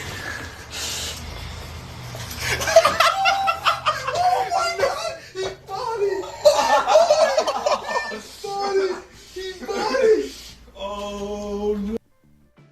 So I guess that was the prank in question. The prank call. And shocked and So I made the Falcons aware of the situation, and then our next. So I guess the situation is that the kid's phone number was leaked, right? Sensitive information. That's the offense, because it wasn't just a fucking prank call, right? Course of action was to try to get a hold of the Sanders family so we could apologize in person, which we were able to do. The Sanders family, Shedeur and Coach Sanders, were amazingly gracious, more gracious than they needed to be in a moment like this. It's something that I brought upon myself, and my son brought upon himself. So it's one of those things where we gotta take this on the chin, and we absolutely are doing that and taking full responsibility. And I'm hopeful we'll grow and be better because of it.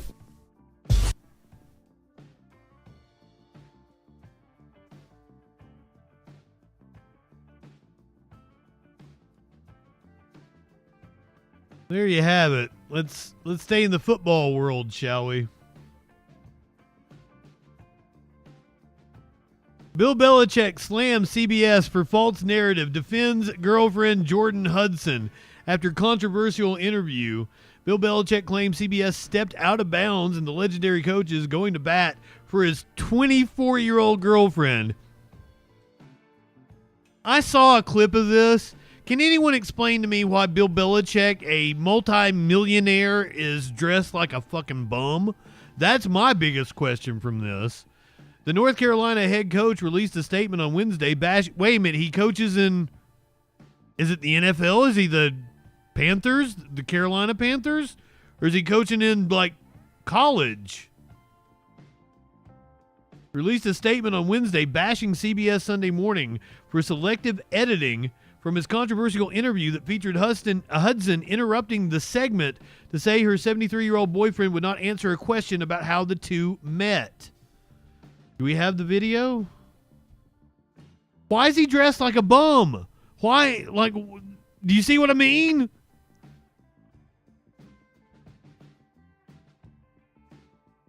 I don't know why they didn't include the clip. Hold on.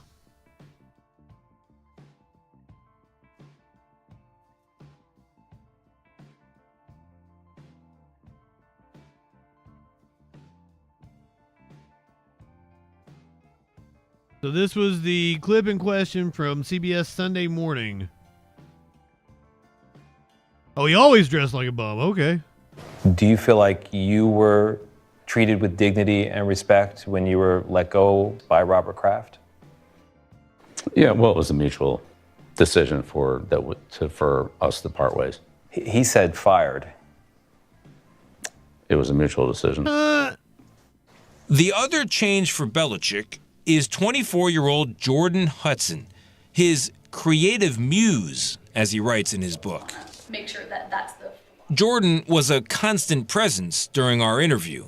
You have Jordan right over there. Everybody in the world seems to be following this relationship. Not me. Opinion about your private life. It's got nothing to do with them, but they're invested in it. I didn't know shit about it until you guys brought it up.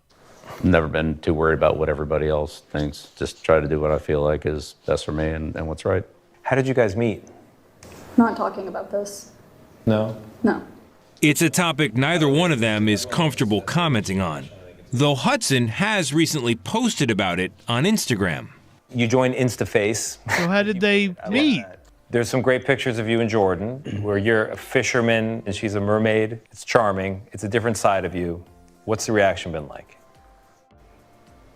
What's it been like? To have these different sort of photos. There's another one where you're doing, I know you're not into meditation or yoga or Pilates. You're balancing Jordan on your feet and she's doing kind of the Titanic pose. Yeah, so I'm on some of those social media platforms, but I honestly don't follow them.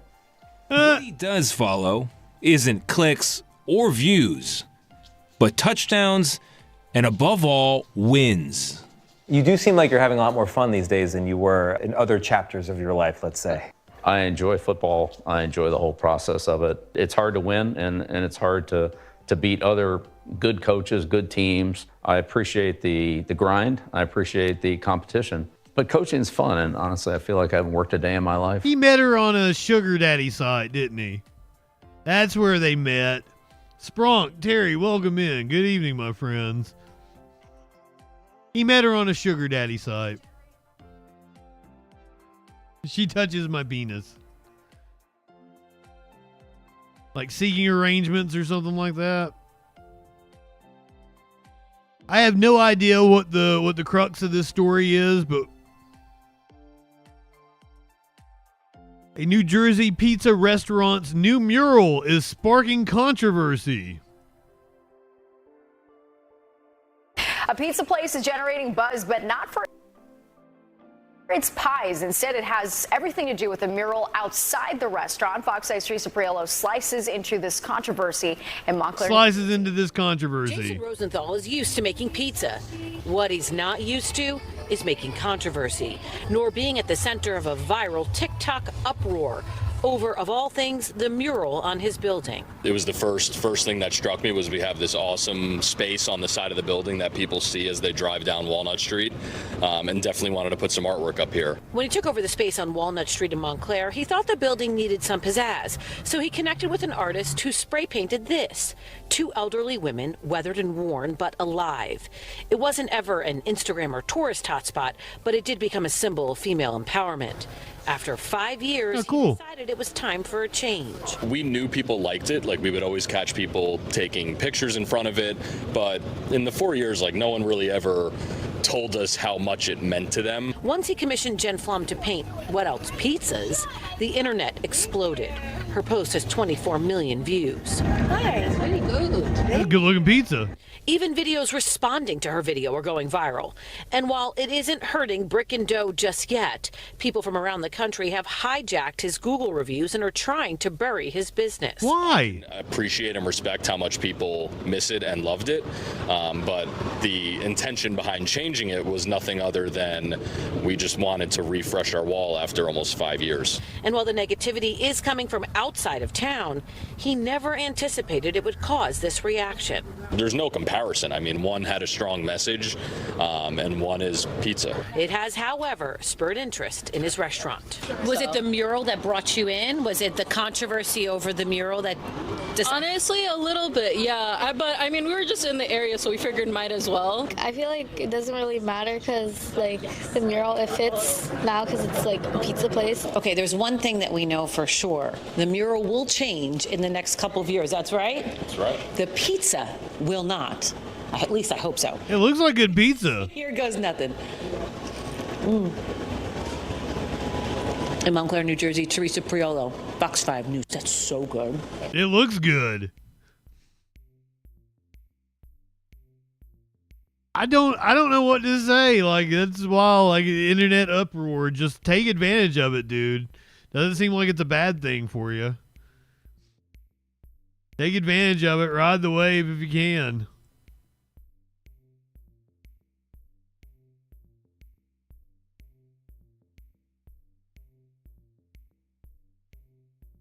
How would you like to see a little fox playing? Playing with a little piece of bark.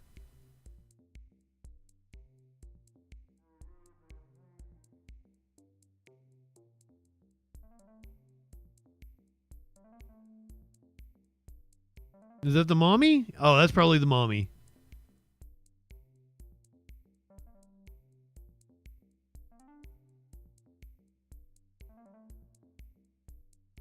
I think foxes are awesome. For fox, fox is plural, right? Not foxes.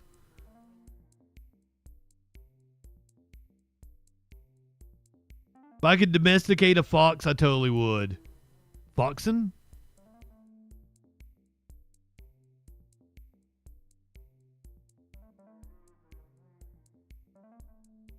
Look at that little baby. Oh!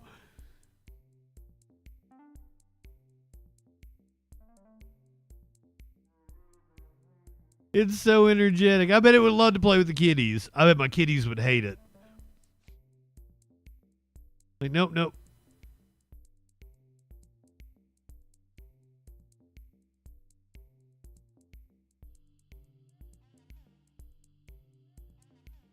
Outdoor Kitty has been coming in a lot more, and my cats are okay with her, but like she started getting snippy when my cats come and like get up in her business, and I'm like, well, what the hell? You're in their house. You can't get upset with them. Come on now.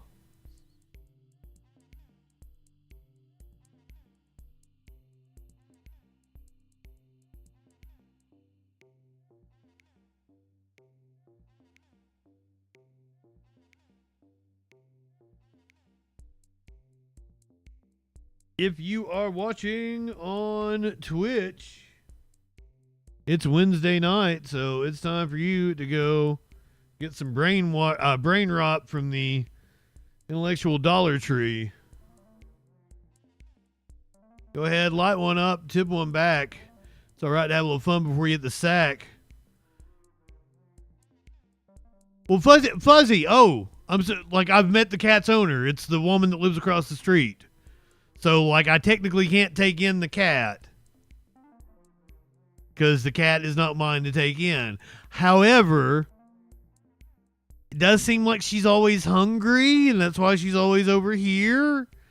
Like, if the kitty is not being properly cared for, I would absolutely take it in. But I do not have that indication because the kitty is young. It may be only like a year, 2 years old. So the fact that it is constantly hungry and is kind of scrawny, that's not necessarily an indication that it's not, getting fed. Because it's just an itty bitty kitty. And it's still a little baby kitten. So I can't take it in because I know the owner now. I almost did take it in though. But Twitchy people, you're heading over to the intellectual Dollar Tree. Oh my God, they're watching Club Random. I'm so sorry.